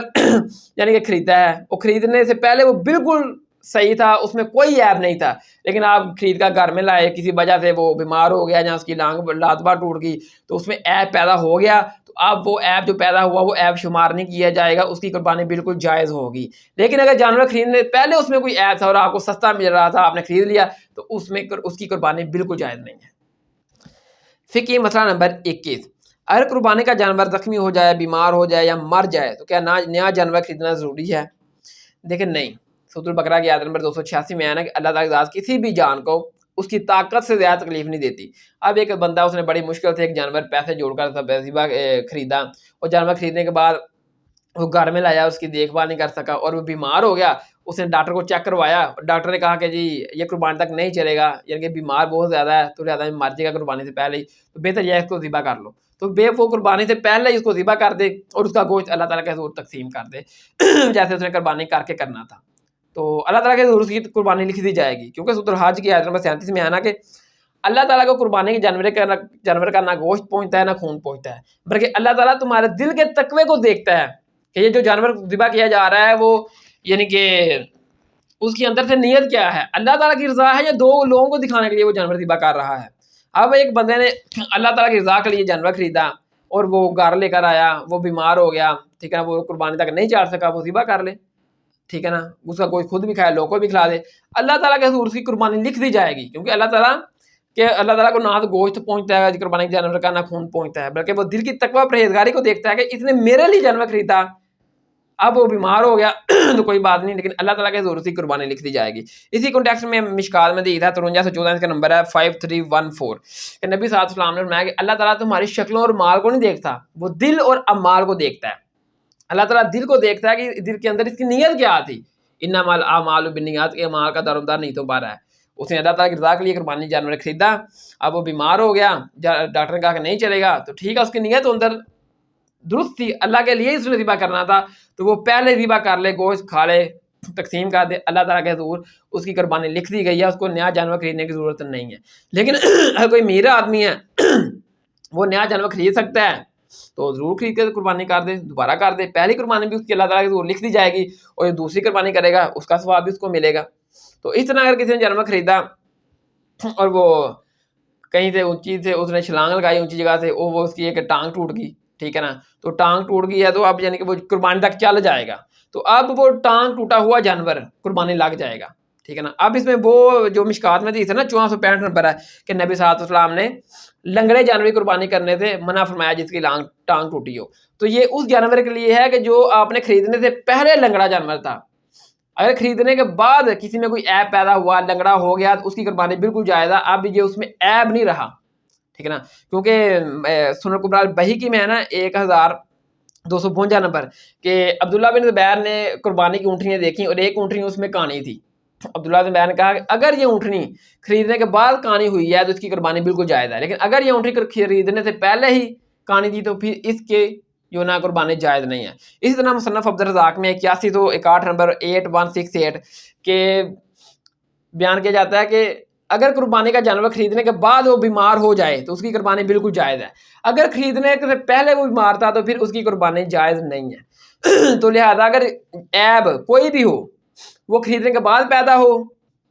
اس کی قربانی جائز ہے، خریدنے سے پہلے اگر عیب تھا تو پھر اس کی قربانی جائز نہیں ہے۔ عید قربان کی قربانی کا وقت کب شروع ہوتا ہے اور کیا رات کے وقت بھی قربانی کر سکتے ہیں؟ جی ہاں، رات کے وقت بھی قربانی کر سکتے ہیں، یہ ویسے ہی لوگوں میں مشہور ہے کہ رات کو قربانی نہیں کی جا سکتی، رات کو مومن کسائی نہیں ملتے، وہ سارا دن قربانی کر کے تھکے ہارے ہوتے ہیں اور رات کے بیچارے ویسے ہی قربانی نہیں کر سکتے، اور اگر کسی بندے نے رات کے وقت بیل ذبح کرنا ہے، بڑا جانور ہے، تو وہ جانور ذبح کریں گے اور رات کو گوشت بناتے ہوئے 2-3 بج جائیں گے، 11-12 بج جائیں گے، پھر کہاں رات کو لوگوں کا دروازہ کھڑکا کر گوشت دیں گے تو صبح تک تو اتنا گوشت ویسے ہی خراب ہو جائے گا، تو رات کو بھی قربانی کی جا سکتی ہے۔ اب قربانی کا وقت کب شروع ہوتا ہے؟ تو مشکات میں حدیث ہے 1435 کا نمبر ہے 1435 کہ نبی صلی اللہ علیہ وسلم نے فرمایا کہ جس نے نماز عید کے بعد قربانی کی اس نے سنت عمل طریقہ اپنایا، اور جس نے نماز عید سے پہلے قربانی کر لی اس میں قربانی کا ثواب نہیں ہے، اس نے یعنی کہ اپنے گھر والوں کے لیے گوشت کھانے کے لیے قربانی کی، ٹھیک ہے، اور اس میں قربانی کا ثواب داخل نہیں ہے، ٹھیک ہے نا، جس نے نماز عید سے پہلے قربانی کی، لیکن وہ گوشت کھا سکتا ہے، گوشت حلال ہے۔ ایک اور حدیث ہے مشکات میں 1436 کا نمبر ہے 1476 کہ نبی صلی اللہ علیہ وسلم نے نماز عید پڑھائی تو ایک صحابی نے عید کی نماز پڑھنے سے پہلے ہی قربانی کر لی، تو نبی صلی اللہ علیہ وسلم نے فرمایا کہ اب تو ایک اور قربانی کر جو نماز عید کے بعد ہے، کیونکہ جس نے نماز عید سے پہلے قربانی کی اس کی قربانی میں قربانی کا ثواب شامل نہیں ہے، گوشت حلال ہے، وہ کھا سکتا ہے، لیکن جو قربانی کا ثواب حاصل کرنا چاہتا ہے وہ عید کی نماز پڑھنے کے بعد ہی اپنا جانور ذبح کرے، تو نبی صلی اللہ علیہ وسلم نے اس کو حکم دیا کہ تم اب ایک اور جانور ذبح کر عید کی نماز کے بعد۔ تو وقت شروع ہو جاتا ہے، آپ نے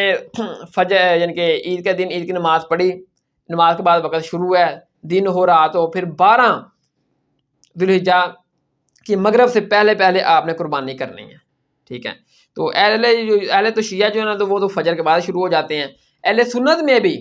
بعض اہل علم کے نزدیک جو گاؤں کے لوگ ہیں وہ فجر کی نماز کے بعد قربانی کر سکتے ہیں، لیکن احادیث میں یہ موجود ہے کہ نبی صلی اللہ علیہ وسلم نے جو نماز عید سے پہلے قربانی کی گئی تھی اس کو قربانی شمار نہیں کیا، آپ نے فرمایا کہ وہی ایک قربانی قبول ہوگی، وہی قربانی ہے جو نماز عید کے بعد جانور ذبح کیا جائے گا۔ ایک صحابی نے کیا تو نبی صلی اللہ علیہ وسلم نے اس کو حکم دیا کہ تو دوبارہ ایک اور جانور ذبح کر نماز عید کے بعد، وہی اصل قربانی ہے۔